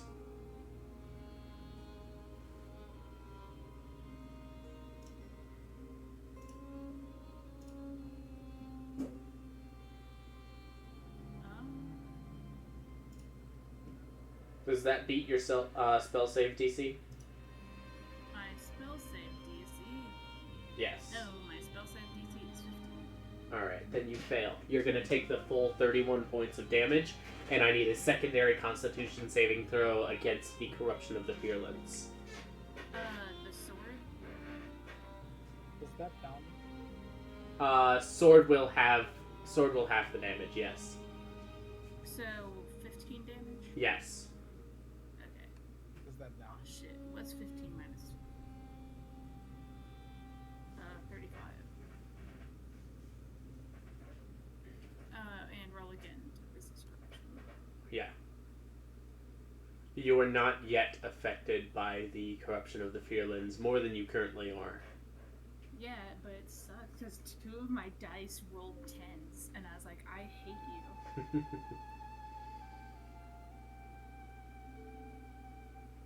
So I'm not corrupted? You are not corrupted currently. You are not affected by any more corruption than you currently had. I have not gained more corruption. Yes.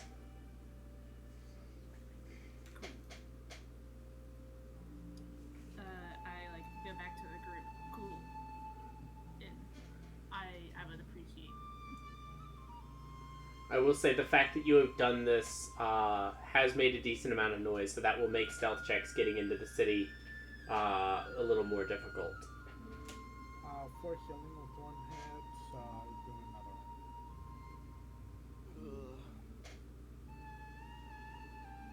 So That is another 8. a total of 12. Yeah, you're good enough with that, right? Yeah. Alright. I greatly appreciate it.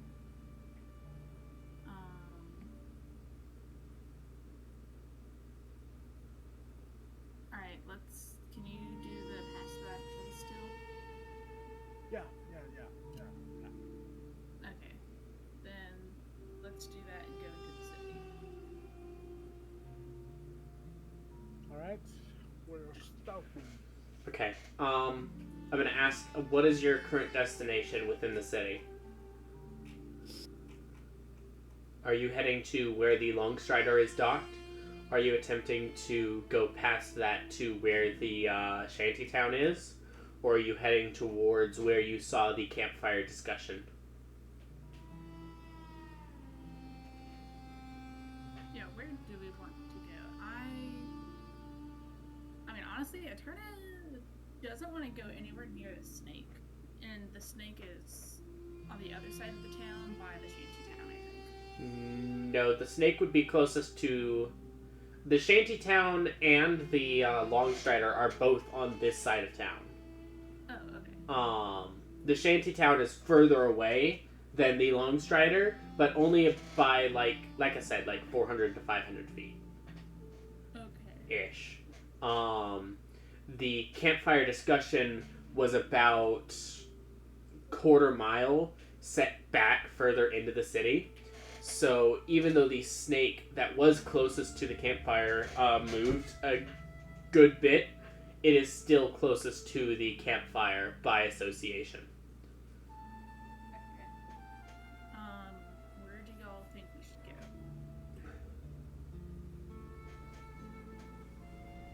I still think our destination should be the Longstrider. Yeah, I'd say the ship should be our priority. Okay.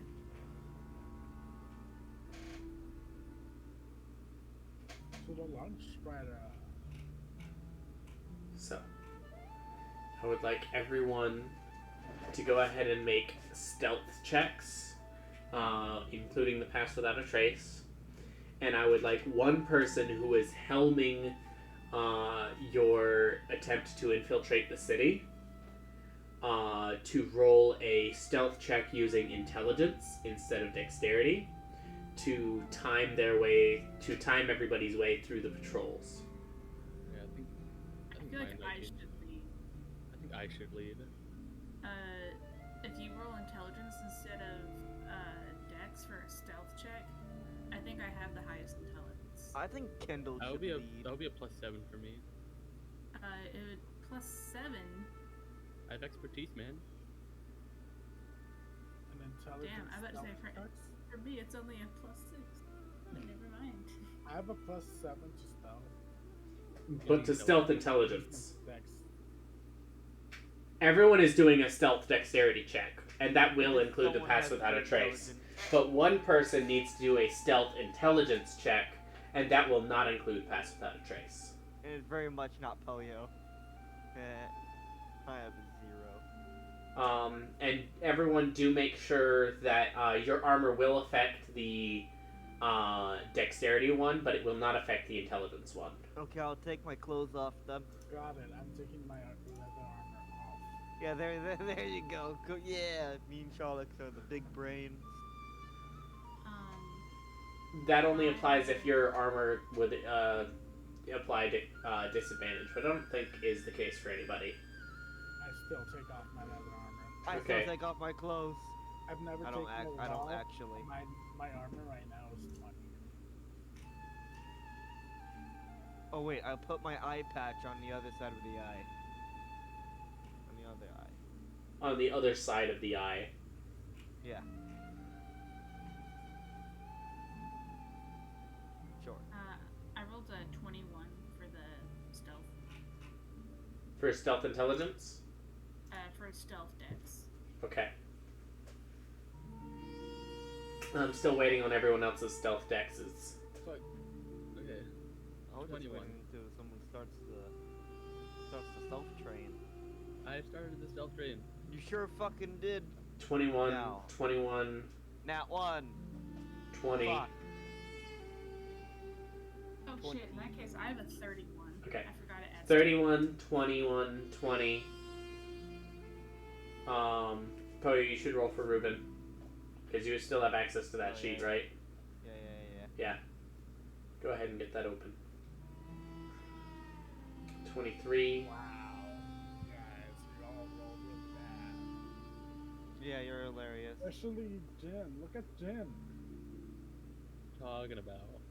What are you You got- talking about? You You got rolled a 2. +9. Indeed. And now look at me. And 27. So, with all those rolls done, I'm going to roll 4 perception checks. Well, first, let's do the stealth intelligence roll. Am I doing that one? I suppose. I don't know. I don't know who wait, agreed. Jordan. Are Yes. you rolling with roll 20 or with your own dice? I can roll with my own dice if you want me Your to. own dice fucking sucks, Your- Jordan. Yeah, your dice hate you, and roll 20 is temperamental. Do we want reader rolls since I have like more or Are less? you saying that my dice are bad? I'm gonna show you. I'm gonna prove you wrong. I'm saying your dice hate you.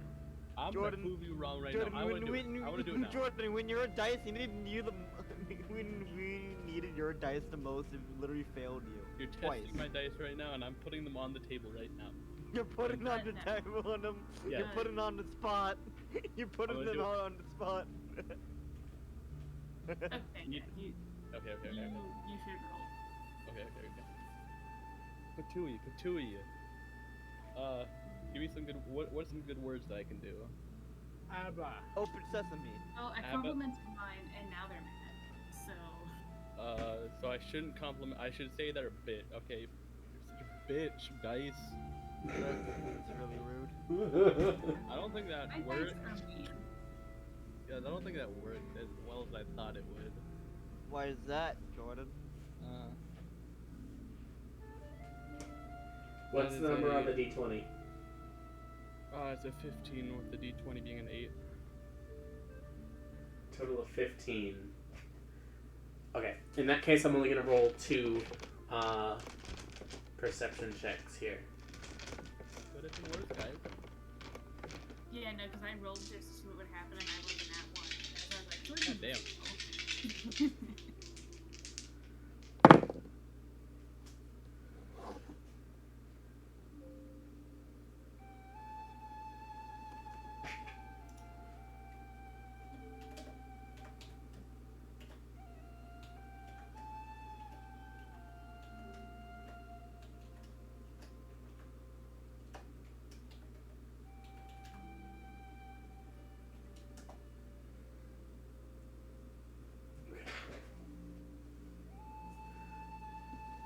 So, you are able to, under Jin's discretion. Jin, you've dealt with organized patrols before. Yes, sir. You figure defending against thieves, defending against creatures, the only difference is how armed they are. They'd probably have about the same organization. And you were mostly right. As you navigate your way between rocky outcrops and small groves of these semi-petrified trees, carefully stepping around patches of corrupted grass, and under the constant gaze of the ravenous wildlife in the area, you manage to guide the group unnoticed, despite a natural 19 on my part, into the city. And so, with those stealth checks, I will go ahead and reveal to you the area where the Longstrider is being constructed.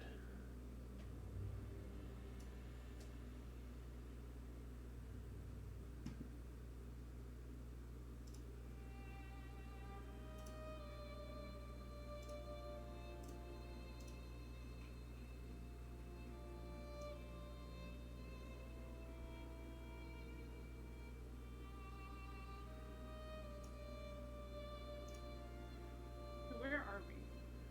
So, you guys would be coming in from this side. So you are somewhere off the map in this direction.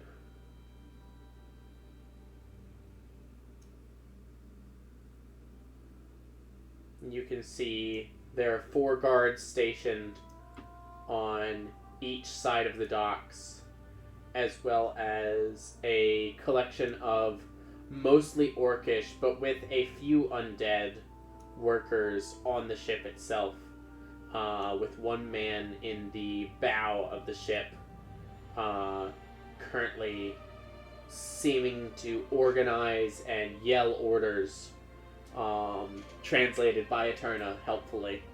And me. And Jin.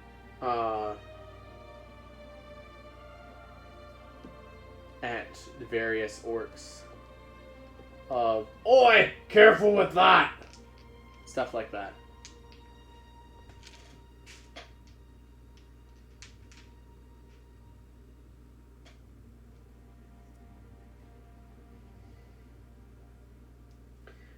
For context, the stone areas here are about 20 feet up from the dock here, and about 5 feet up from the actual deck of the ship.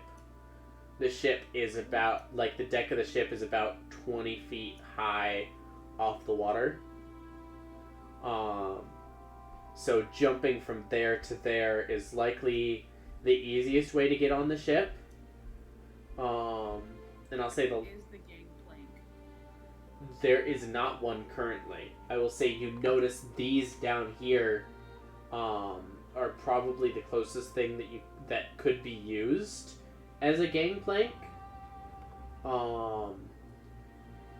But that it seems as if most of what is currently happening is currently using materials that are already on the ship. This is very much finishing touches, and you can see these 3 zombies here are mindlessly stowing cargo down in the cargo hold here. Okay.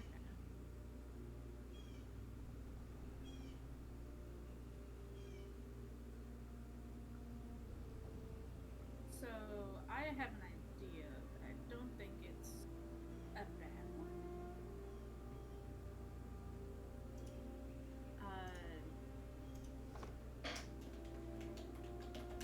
I'm wary. Like, do these guys seem to be doing anything? Which guys? Well, it's not in the thing. The ones that kind of look like the Alaman token. These guys? Yeah. They seem to be using some form of magic to reinforce these bits of metal artillery within the ship. Okay, so they don't seem to be in control. The guy who I think is the captain.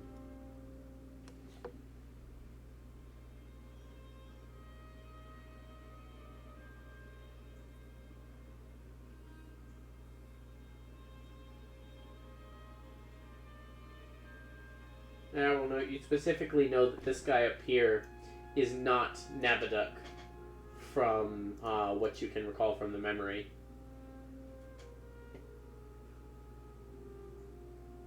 Why can't I do the thing where you tap and do the circles? That thing? Yeah. Because you said. Yeah. Like, I even well, plugged in my mouth. I can do it. Make sure you're select move. Yeah, hold Look it at in. me, I'm doing it. Look at me, I made a penis. Oh, No, how could you? I'm circling the penis right now. I am on select move, but how do I? Click and hold. You just click and hold. You just There you go. yeah. Okay. Well, yeah. Chew. So this guy is my assumption that he is Kirsch. Seems like it. Okay.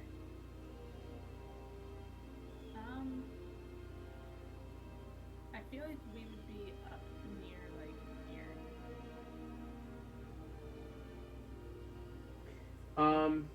You can choose to be if you would like. You can choose. There's 4 places that you can choose to enter from. There's a way that you can go to come in on like around here. There's a way that you can go to come in here. There's a way you can go to come in here, and there's a back entrance to this building if you wanted to try to come up through there, or any combination of the above. I want to come in through the top.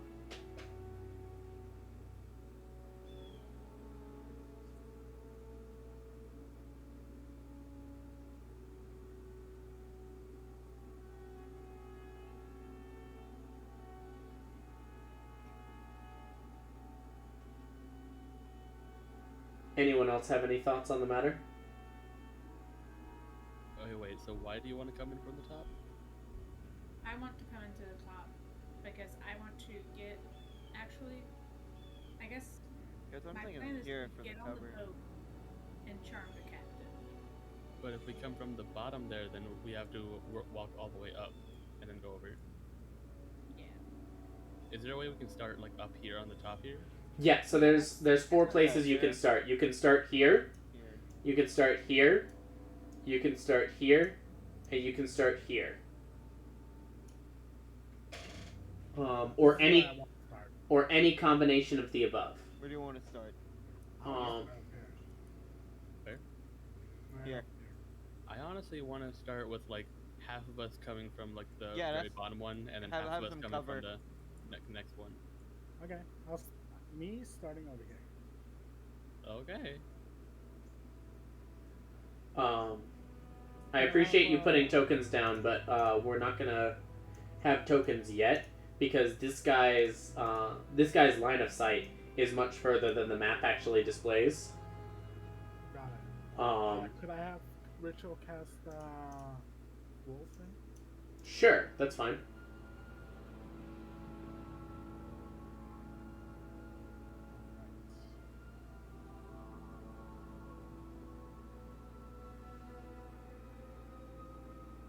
I will note, Wolf's silver fur is a little less silver and a little more matted and coarse in this area within the corruption of the Fearlands. Very interesting.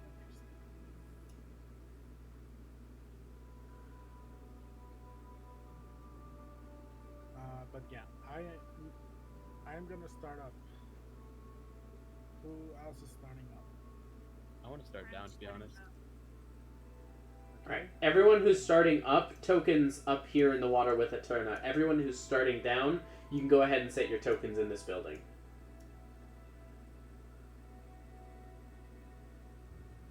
Poyo, where are you and Ruben? I'm going to well, I'm going in here first, but should I put Ruben with us, or should I put Ruben with the others? Jin, I mean Jordan. You can put him with the others. I think we're the best duo that can ever be. Yeah.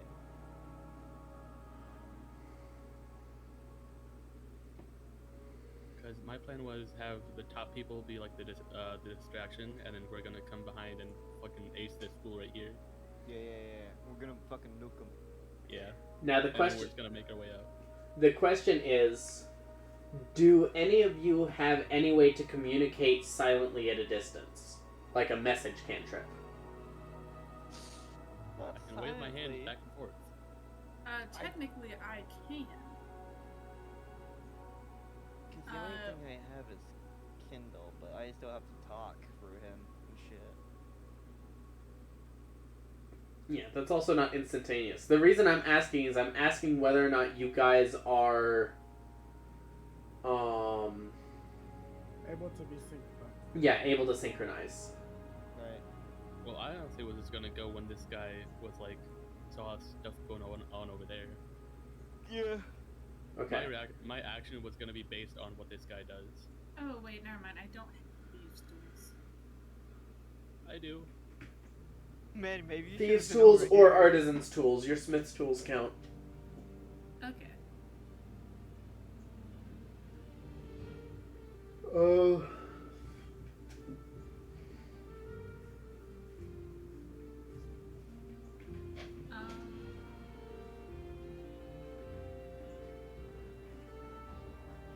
Before we split up, can I,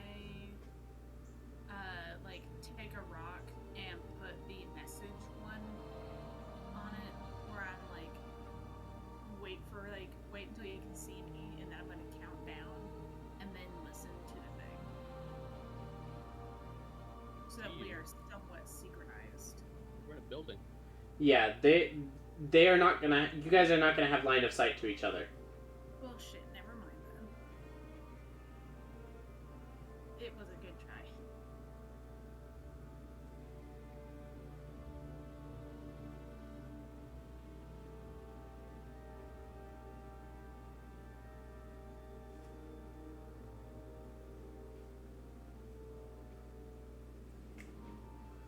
So, without any way to synchronize, Jin, you said that you and Poyo are going to try to wait and see what happens up top. I was basically gonna wait until this guy is like unnoticed or is distracted by something that's going on up top. Okay. And then Yeah. once that happens, I'm gonna move in and do a sneak attack strike with my stealth Okay. and motion. Motion.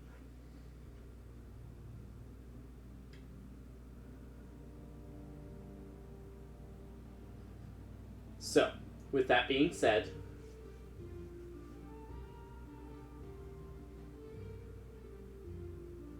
that means that Shalix, Eterna, and Ruben, Tyler, you needed to drag Ruben's token out. Yeah.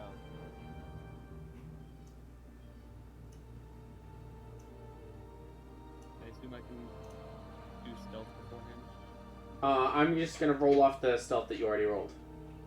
Okay. Well, that stealth is with the pass without trace, right? Yes. And that's without them next to us. Ah, good point. Poyo and Jin then roll stealths without pass without a trace then. Okay, this is gonna go badly. Huh. Plenty.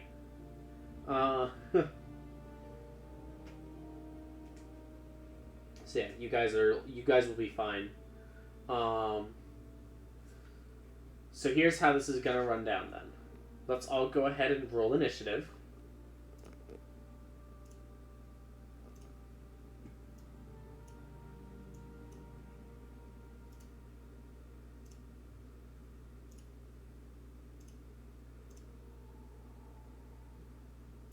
Shaboonga.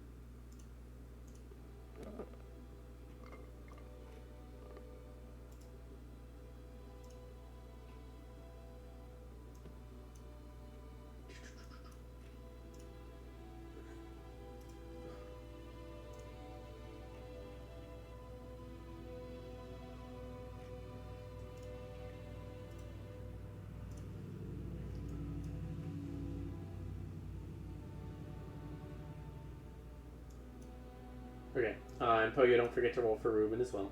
Yeah, that's what I'm doing. Let me get my stats out.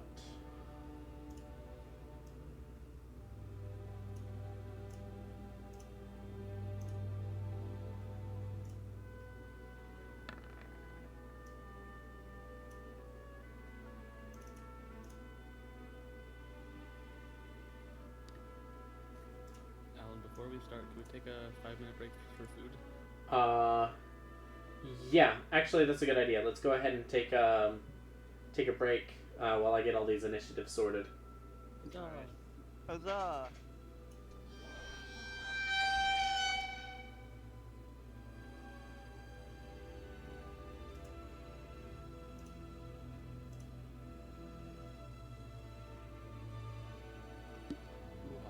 Hoo-ha. I do have a question. I have an answer. So you say the ship is almost done. Yes. Like 95% done? Oh. Like, if we stole it, we could sail it kind of that close to done? Is it like paint jobs or fucking trying to maintain? Closer to 80% done from what you can tell. None of you know ships enough to really be able to say definitively. I mean, I do. You would know the most. One of the main things that you see that is not mounted is the mast. Okay. I mean, that makes sense. It kind of need a mast. Yes, it's not stealable. It is not actively stealable right now. It could not sail. It floats, but it doesn't sail.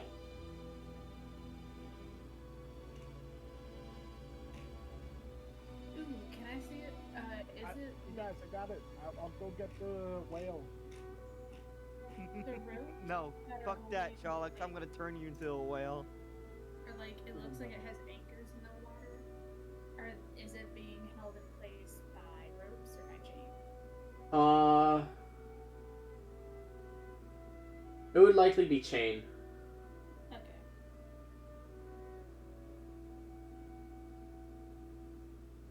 And it would also be tied off at several points here.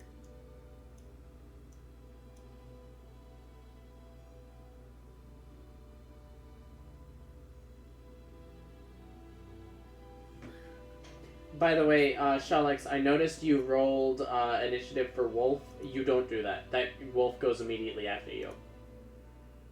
Right, I forgot if that's how that works. It is. I checked. And with that out of the way, that leaves us with top group all sharing basically the same initiative, and bottom group all sharing basically the same initiative. So if you guys want to combine your turns, that's totally fine. But the way this is going to work, since Jin is waiting on the guard down here to react to what's happening up there, everyone, including Jin and Poyo, is going to count as surprised. So Eterna, Shalex, Ruben, you guys are going to get a full round of doing whatever. And then we will start at the top of the initiative, and you guys are going to get a second round.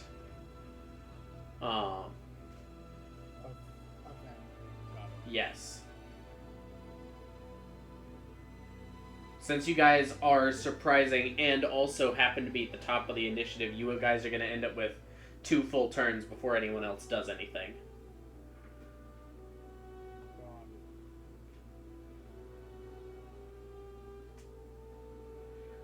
But for now, we will say you are...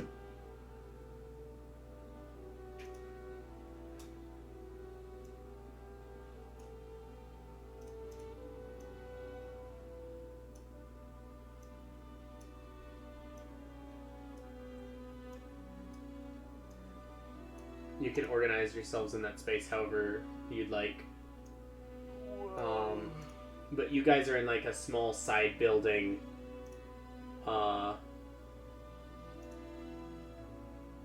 Like here. And the door is approximately like here for you guys to pop out.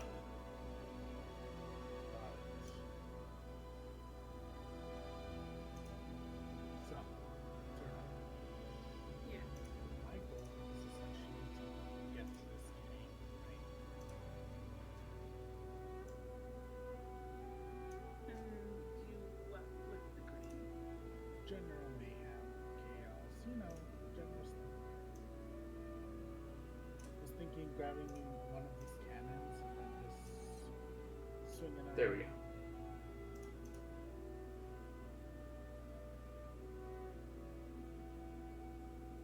Your thoughts? I mean, is there anything like in the crane right now?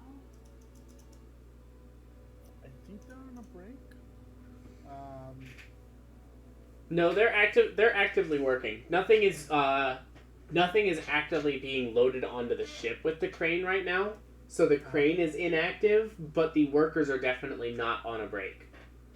Well, There's no I breaks meant in no one in the crane. Yeah, no one is currently operating the crane. Yeah, it's free. No one's there. I would leave Worf to you, and yeah.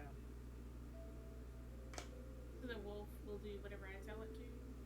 Yeah. Me sitting here as a fox with a mechanical fox and a wolf. You guys are. It's like that one Studio Ghibli movie. Wow. You guys are too capable. Did you know that foxes actually aren't kids? Yeah, I didn't know that foxes are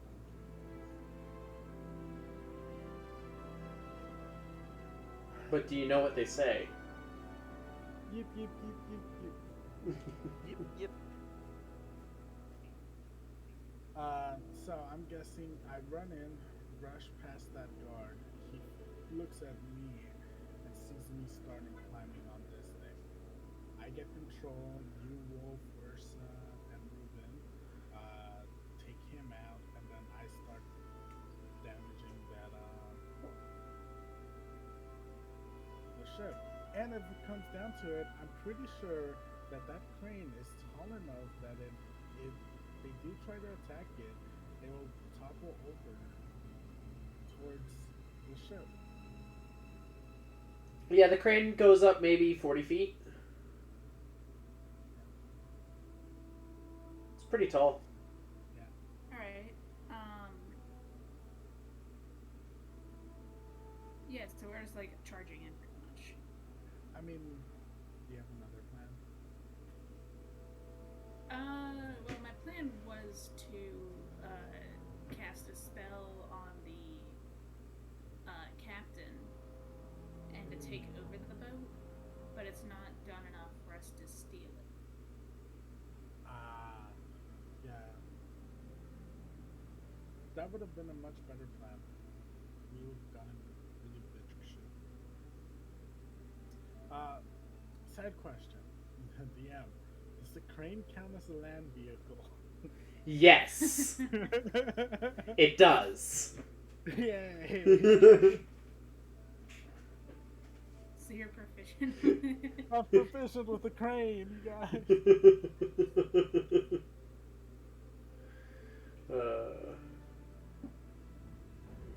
So, yeah. When I pulled up this map, I knew you were going to ask that question. Oh, also, Tyler, we never announced that we were actually back from break, so good luck figuring out when that is to edit the video. I'm just gonna put it when we just start talking about ships, if they have masses or not. Yeah, that's probably a good plan. Like, does ship have masses? I don't know. We never. Do they have velocities? If it has, Take a turn, I would know. if it has a mass, does that mean that it's benign or is it like cancerous? Or is it Catholic? I can't stand those Catholic ships. Always praying. Like a mantis? Alright, so, do we have a way to communicate with the others? No. They're going to go pretty much once they see shit start happening. Yeah, that was Encounter, Sir of the Skies. Oh, my bad. Please continue being stupid. Thank you. They probably don't know what we're doing. So either they're the distraction or we're the distraction, but whoever goes first decides who's the distraction.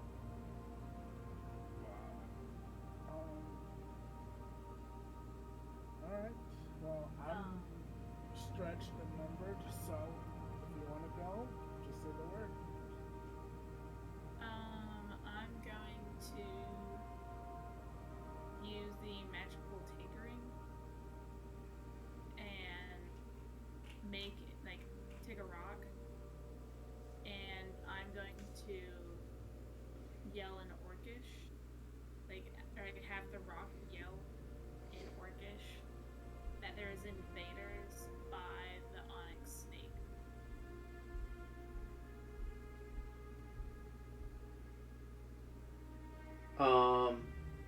And that is going to be, that's the recording, so that's going to be whenever tapped by a creature. Yeah. Okay. And then I am going to... Here, Charlotte. You ready to go? Raven, you ready to go? Ready. Alright. I'm gonna tap it and yeet it at the guy. Okay. So, you're stepping out into the middle of this road by street to do this? Yes. Okay. Are you trying to hit him with it? Or are you trying to throw it past him? You know, that's a good point. I'm going to throw it onto, this, over this wall. That is a full building. I'm going to trying to throw it on top of this building. Okay. Sure. So, as you step out, the guard immediately, sees your get-up, sees your disguise, and believes it, and steps to attention, and then you kind of notice... He steps to attention. And you notice one of his eyebrows raise as you just chuck this rock up onto the roof, and the rock just screams out, "Invaders! Invaders!" Not that anyone understands it, but everyone hears it. and suddenly all of the eyes in this place are on you. Well, that's a distraction. As the I rock haven't seen one clatters strike. up onto the roof. No, it's yelling invaders at the onyx snake, Right. not just invaders. Yeah. No, I got that. Okay. But as it's yelling that out, all of the eyes in this area turn towards the source of that noise. And so they turn towards where the noise is coming from and immediately see you standing in the middle of this roadway. In that moment, after that was your action, and I'll say bonus action to chuck it. What are you doing now? I'm going to point towards the snake. What are you waiting for? Get going. Okay. Will that complete the end of your turn? Yes. Alright. So that brings us to Shalex with Ruben on deck. Alright, well, seeing as how that, knowing how that's gonna plan out with me running out there, I run out there. Valid. Let's see, I'll use all my movement, all my actions, all that, before this, I did say to Wolf, Eternus directions follow. Movement, action dash, whatever I need to do to get in or as close to in control of the screen as possible. Alright, so yeah. You are able to climb into what is essentially a nest of pulleys and ropes that you vaguely understand. You climb in and you pull yourself into the seat, and you see immediately this is designed for a creature much larger than you. You remember seeing a zombie ogre during the battle at Lithicine Harbor. That is likely the creature that this crane is designed for. Some of the controls are outside of your reach, but most of them you can reach. You generally have some idea what they do, and you have a bonus action left. Alright.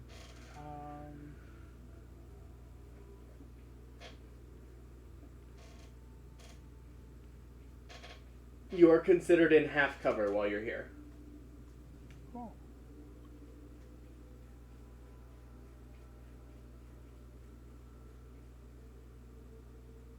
Oh yeah, Ursa and I guess the wolf is under my control, question mark. They're both just gonna stay in there. Okay. Bonus action, Zephyr Strike.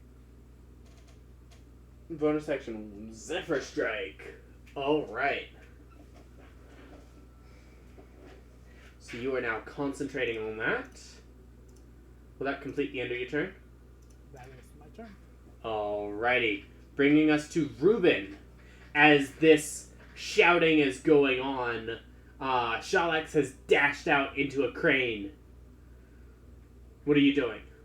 Aw, jeez. I'm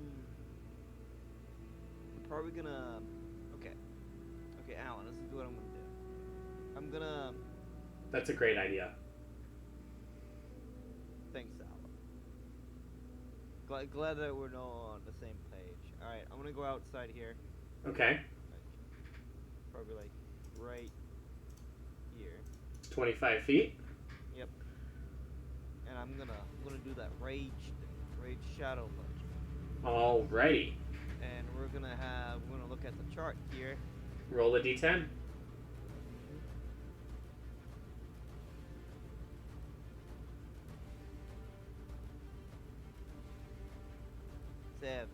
Seven. What the fuck is that? Oh. Flowers and vines simply grow around you until your rage ends the ground with your feet. Oh. The ground within 15 feet of you is difficult terrain for your enemies. Oh, only the enemies,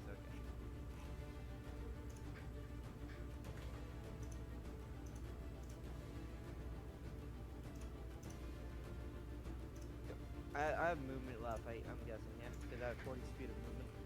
Yes, so that was 25, so you have 15 left. Okay, As you can I- burst out in your rage. And there's just like vines and shit coming that are Yeah. moving right now. Alright. Suddenly, despite the corruption in this area, this is more green than probably these orcs have ever seen. Is suddenly sprouting out from between the cracks and crevices. Lush, grasping vines reaching out and, like, actively pulling down this guard. As he goes from, oh, there's an official here. Oh, there's a attack at the snake to, oh, this is the attack. There's a little In man. the span of, like, 3 seconds.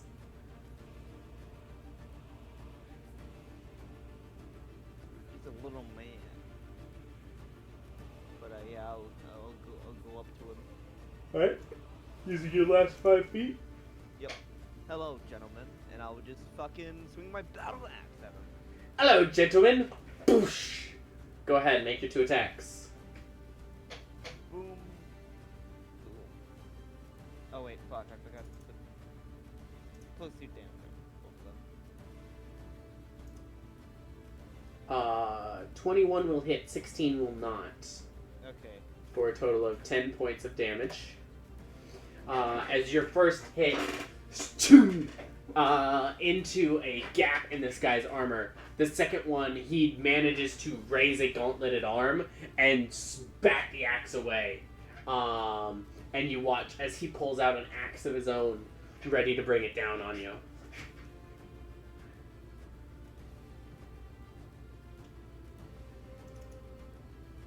Okay. Will that be the end of your turn? I believe so. Alrighty. So that is the end of our surprise. Jin and Poyo, you guys hear this going off. And that brings us to the top of the round again with Eterna. Go ahead As... and do our thing. not yet. So that was because you guys weren't able to synchronize, you weren't able to both get the round of surprise. So since you were waiting on them, they got the round of surprise, and now this is the first round of combat. Alright. Sorry. Okay. I'm going to over here because this isn't kind of difficult terrain for me. Yes. And you know what? I'm going to action dash.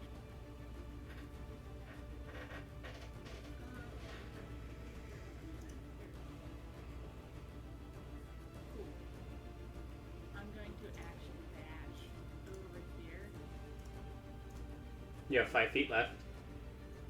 Yeah, I'm just gonna stay right where I am. Okay, that will provoke 2 attacks of opportunity.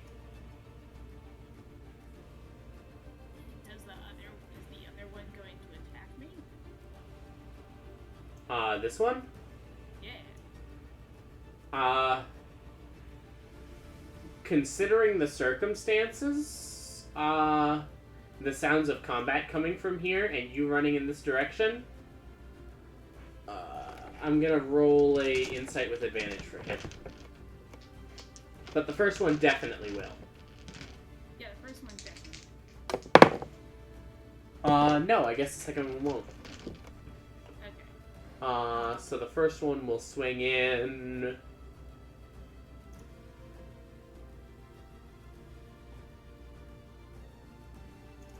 if it'll go.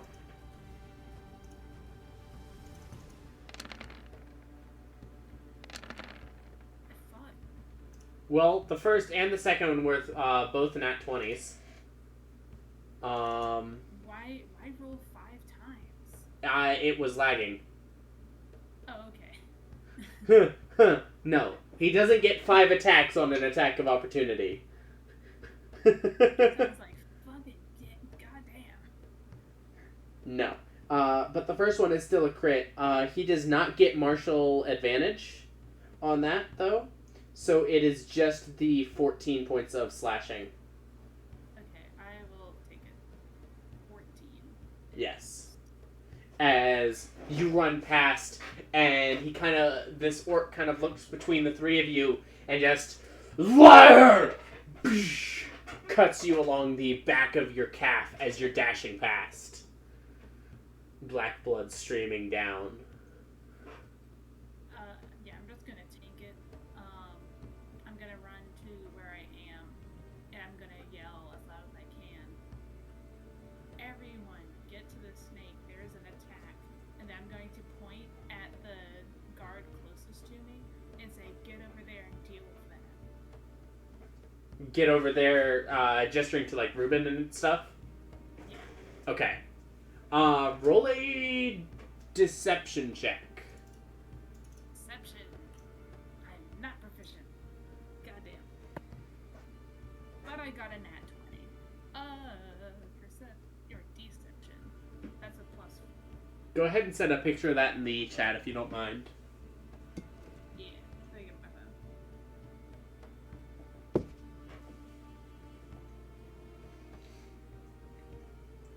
phone. But as you holler that out, seeing your injuries, having heard the word liar shouted out immediately after this, even on a nat 20, there is still some hesitation.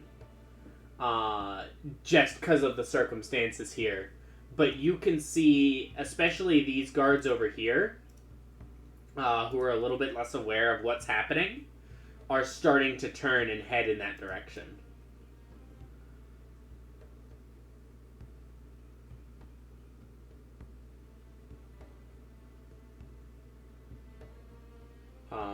Probably this one is too.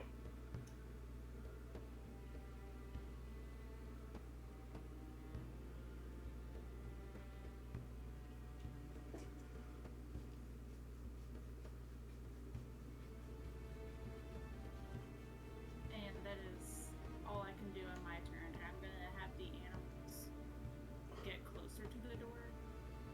But not leave yet? Yeah, but not exit the door. Okay. I can't move the wolf, but it would be. Done.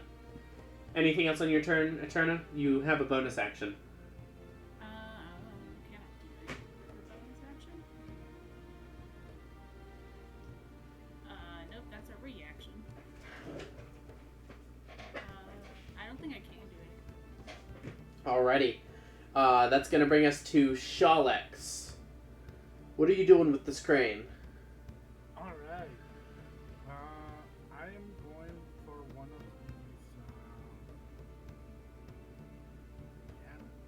these Okay.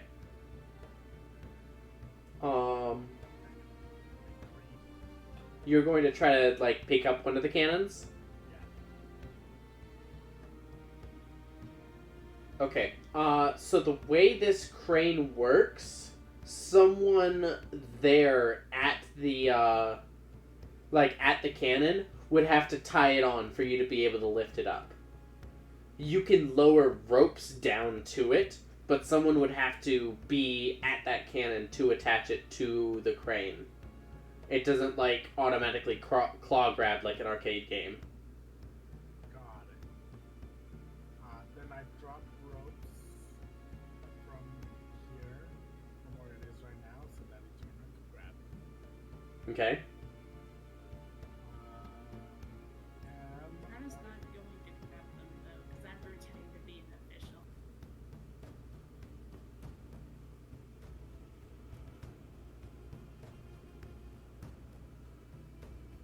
I'm like 40-something feet up, right? I can see everything. You are not 40-something feet up. You are about 10 feet up from where you currently...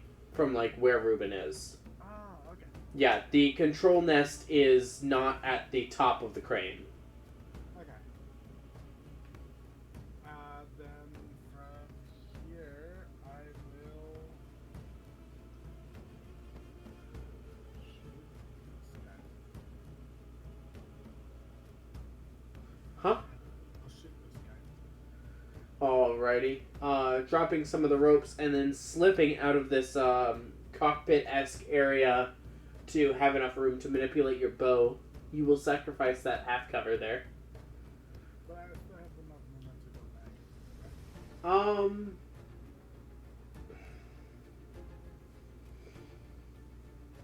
That's a little bit iffy. I will say if you do want to do that, it'll take your bonus action to do that, so you won't be able to spend your bonus action on anything else.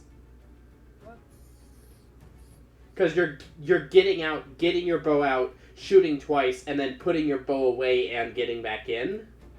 Yeah. That's a little much on just movement. Yeah, no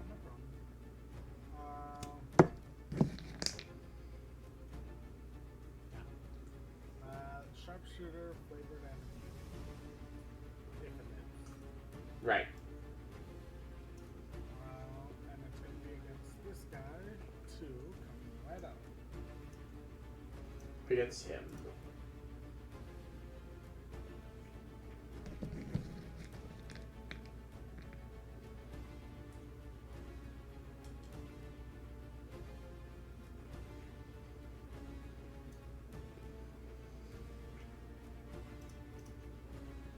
"23 hits for a total of 22 points of damage. He is still standing, but as that armor lodges in the back of his neck, just slipping through gaps in his plate armor. 24 damage. 24. You're adding Zephyr Strike to it. Okay. And since that increases your movement, I would allow a bonus action. Alright, then bonus action clean up over here. After the first hit. Okay. So you can fire off your second shot with Planar Warrior then. And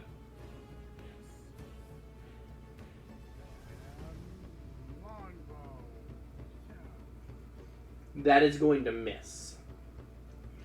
The second shot, as he whirls around after slashing through a turn his leg, he whirls around. The first shot takes him in the back of the neck.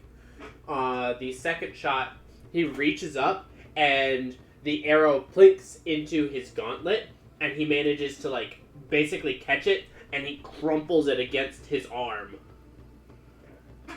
Whoa.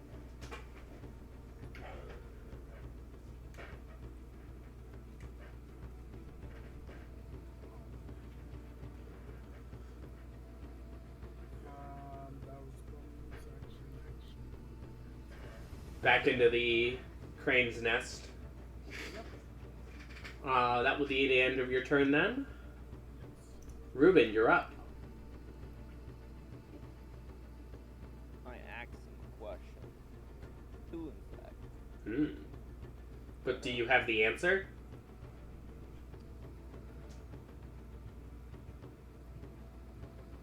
No.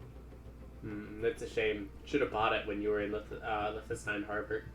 Yeah, should have. Anyway. Gonna do some slashing, dashing. Wham! Bring it down. 19 hits for 9 points of damage. And as this guy turns around, he catches the arrow, crumples it against his arm. Your axe finds the same chink that the arrow, that the first arrow had found, catches him in the back of the neck, mostly severs his head, and you watch as the head just kind of, and the rest of the body just kind of tumples to the ground like tuck and roll style. I think it's dead, guys.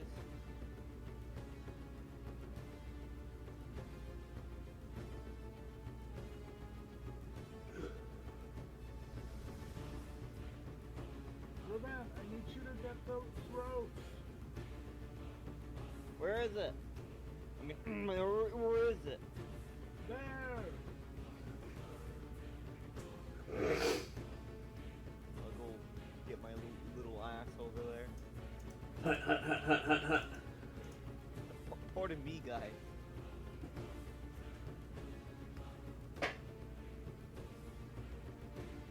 I do have a question. Okay.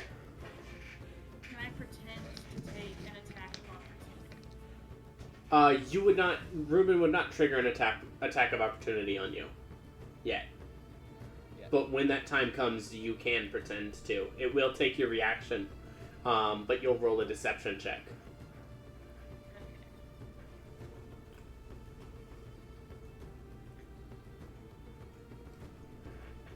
Alright, I'll take the rope. Okay. Wrapping one of your hands around the ropes that Shalix has lowered here. You do have one more attack if you'd like.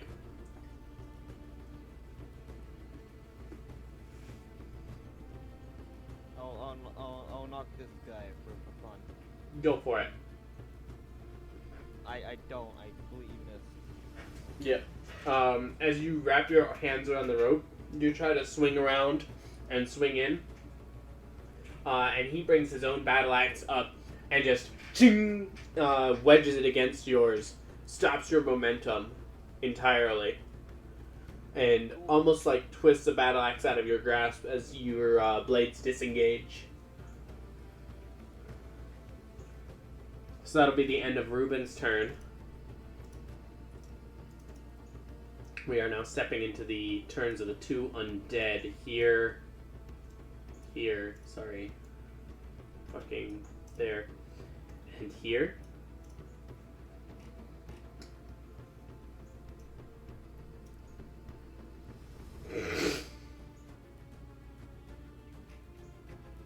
Let's see.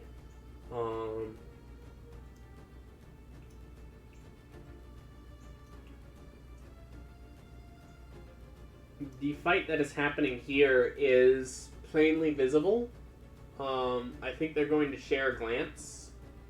And then this one is going to jump up onto the railing here and is going to jump off into the water. That's about as far as he will get in his turn. This guy is going to step over to here and is going to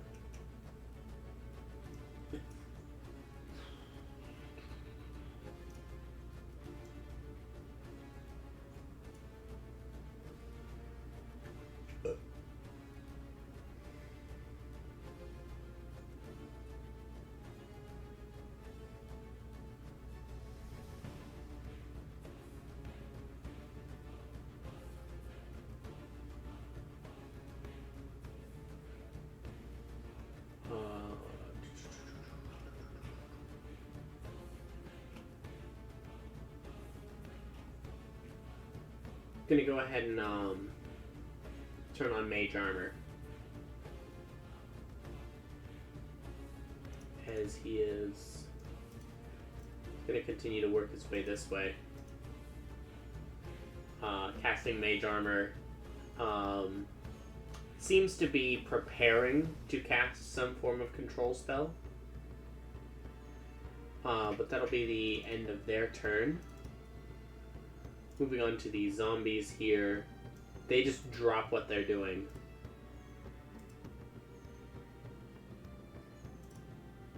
Let's see.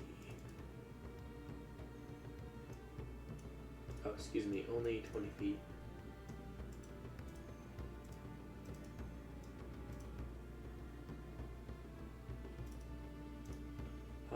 Action dash.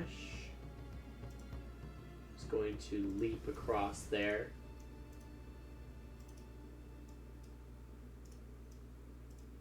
This one kind of stumbling over the cannon and the cannonballs there, sending a few cannonballs rolling across the deck.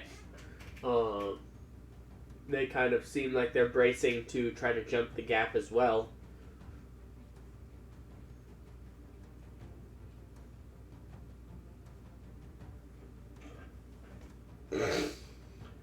So that is going to be the end of their turn, which brings us to the Blackguards. These guys are on their way out.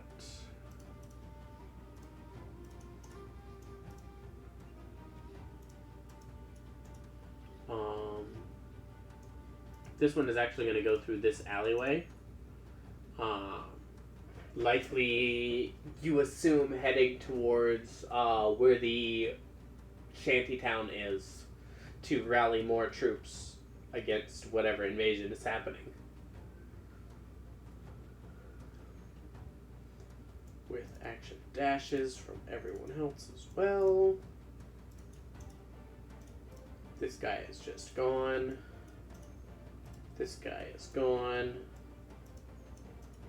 These guys are on their way out. This guy, 10, 20, 30 feet of movement.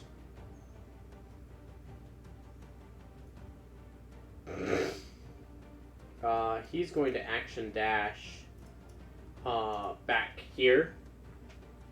And as the first blackguard begins to swing in at Reuben, you watch as this blackguard kind of takes a hand and places it on his shoulder, and a burst of dark energy flows through the one swinging.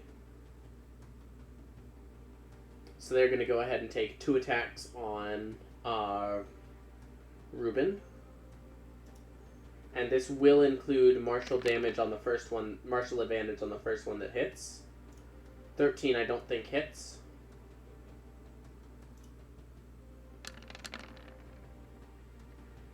$20 to hit.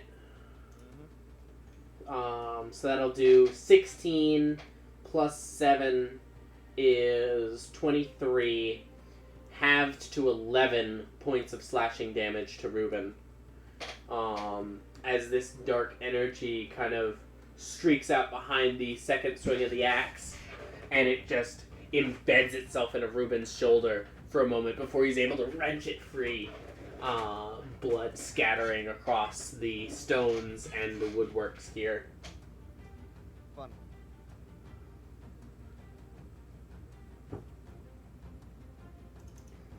This one here is going to...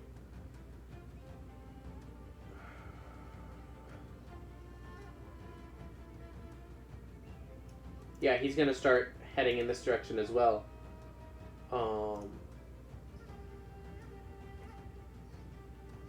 No, he's not. He's going to... action dash up this way. So Jin, as you guys are watching and kind of listening and waiting for this guy to be distracted, there is a split second where he looks up, assesses, and he's sprinting off before you could even, react to jump out. Well, there he goes. Right. You hear the splash of someone jumping or falling into the water.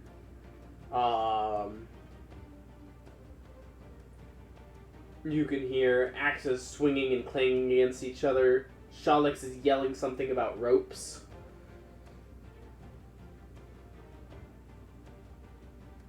There's the general chaos of battle.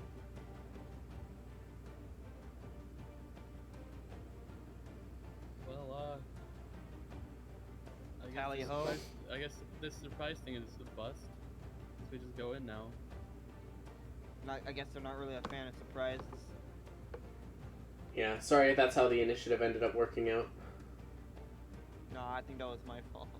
That was literally my fault. I'm fucking stupid. I was playing Reuben as Bob again and shit. It's me hit, you know? Valid. Alright, well,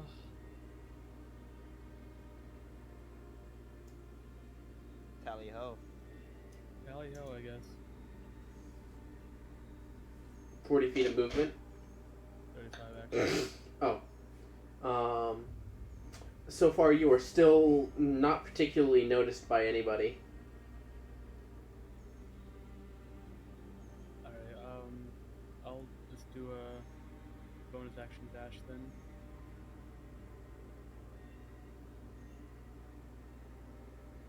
Right here. Okay. Kind of hiding in the shadow of the crane a little bit.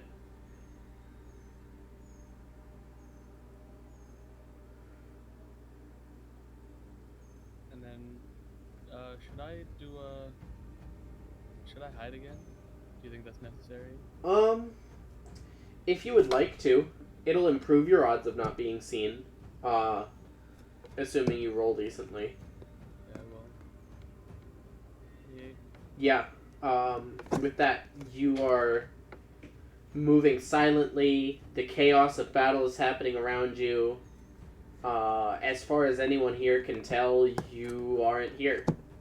They're all focused on other things. Jin, where did you go? Action, bonus action, movement, done. Done. Poyo! Okay.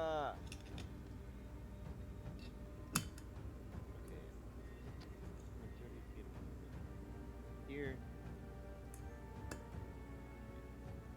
There.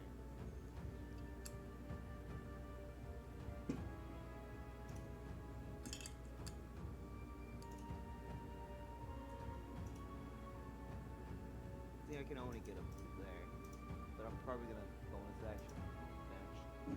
You can get to there if you'd like. Oh, I can? Yeah, that's 30 feet. Oh, stupid. I'm tired. But,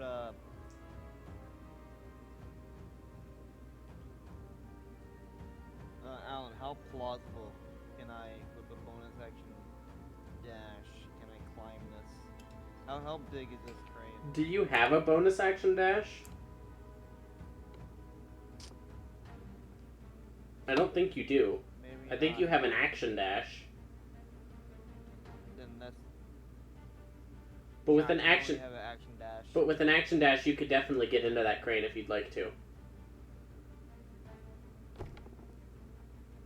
Well, I don't want to get inside it. I just want to hide behind it, like on top of it. Well, on top of it is not going to happen. Oh. Within an Well, action I guess dash. I go inside it then. But going inside it, you can certainly do with an action dash if you'd like. Yeah. Okay. Guys, I'm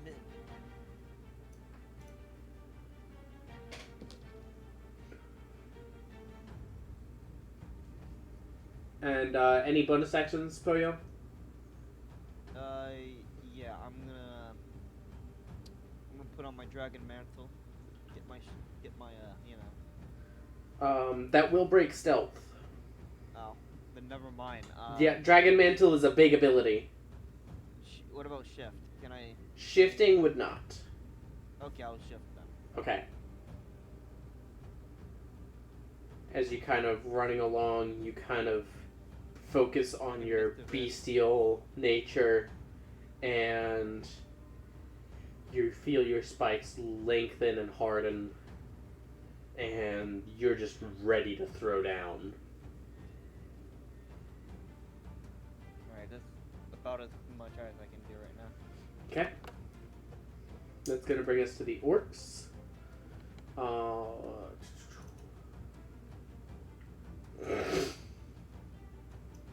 This guy is going to come over here. So is this guy.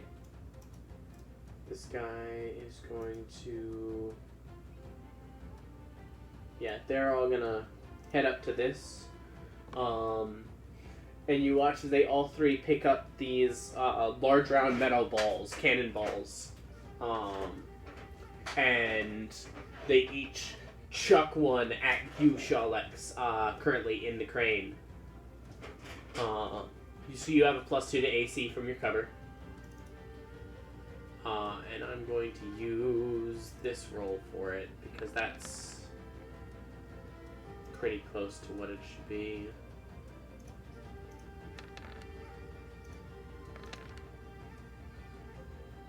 17 to hit, Shalex.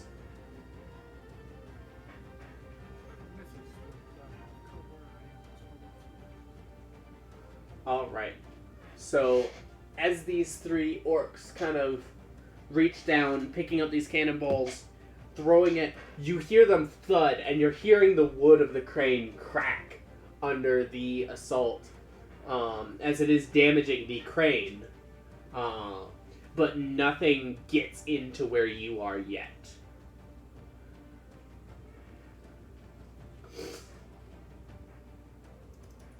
Let's see. This guy is going to head 30 feet there. This guy is going to violently shove this zombie out of the way and leap down here. And he's going to squeeze in once. He's going to try to grab onto the ledge there underneath you, Eterna.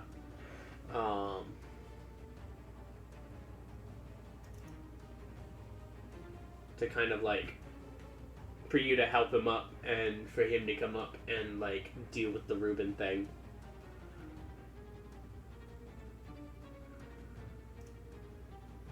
Can I have him up, or is that like on my turn? That would be, I'll say, a bonus action on your turn. Or you could do it as a reaction now. Well, you see, the thing is, I want to blast him in the face with magic.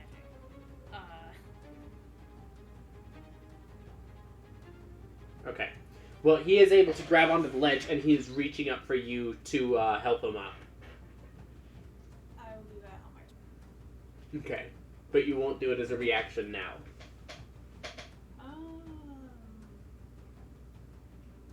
Just kind of ignore I'm it. gonna like bend down and like look like I'm about to. Okay.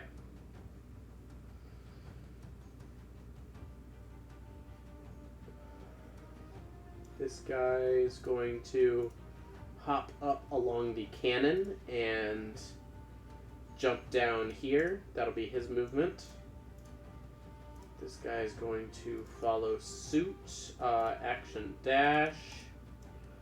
Action dash. And this guy is going to run to here, pick up a cannonball, and he's just going to chuck it at you, Reuben. All the way from there. Yeah, 19 to hit. Yeah. Alright. You watch as he's dropped the tools that he was using, and he reaches down, picks up this cannonball, spins around once, and hammer throws it. And Reuben, you're focused on the two blackguards in front of you. You just get clocked in the back of the head with this cannonball. You can, like, almost hear your brain bounce around in your skull for a second. You're going to take 7 points of bludgeoning damage.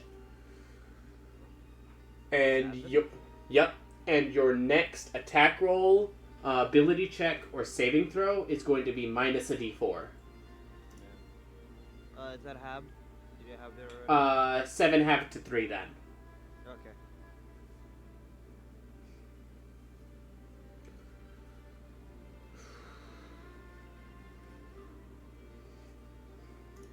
So that's going to be their turn. The chief here is going to step to the edge of this boat. It's going to scoop up a longbow that was resting there. And just... And it's not just any longbow. This is a massive longbow. This is clearly designed for someone larger than him, but he is still able to use it, bracing it up against the stairs, taking aim.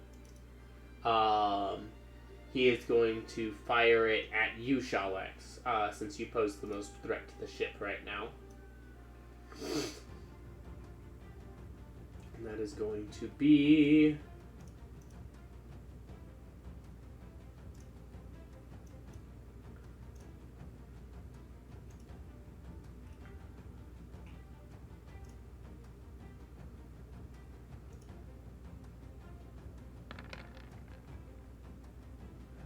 Uh, 16 to hit, I think misses.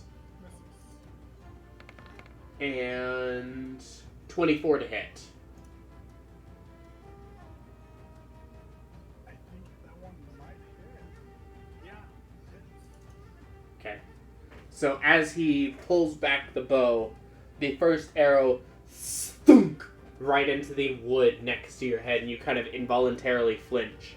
And you look over just in time to see right up like under where your collarbone would be, almost like pinning you to the seat with this arrow. You're going to take 12 points of piercing damage from that.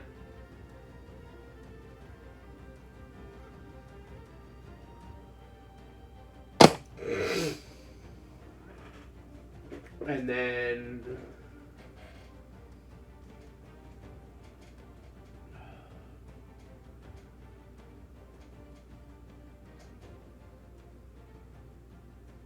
yeah, that's going to be the end of his turn. It is 5:16 p.m. Do we want to do another round of combat, or do we want to leave it here for now?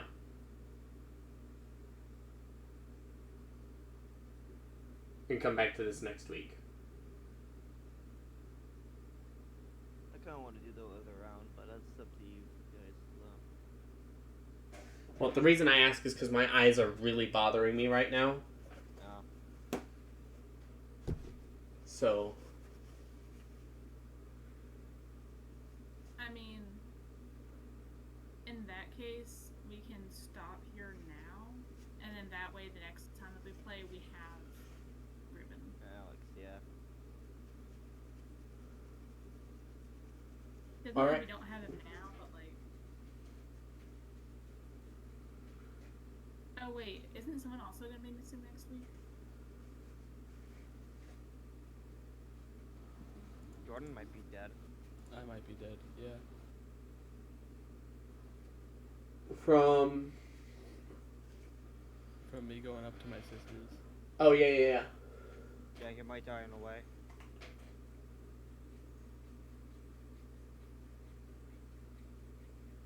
That's the reason, right?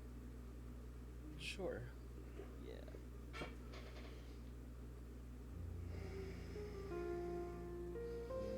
All right. So it seems like the general consensus is to leave it here then. Yeah, Yeah. we can. All right. Thank you two people for watching, and come back next week to see the thrilling conclusion to this epic fight. I don't think it's gonna be a conclusion. I think it's just gonna be like the last It's arc. just going to be more fight. It's just gonna be six sessions of just being on this stupid ass ship. I would like to say, We're Thank God. burning it all down. Yeah, honestly, Poyo, I was really expecting you to like get out there and immediately fucking fireball right here. I was going to. I was expecting it. But I wanted also to be on. Can I do I this wanted the one? high ground. I wanted the high ground now. I just really wanted. can I just set it on fire? You unfortunately don't have the ruby dust for that spell. Yeah, ruby dust. I'll just kill Ruby, turn her into dust. Hey. No, you're gonna turn Penny into quarters.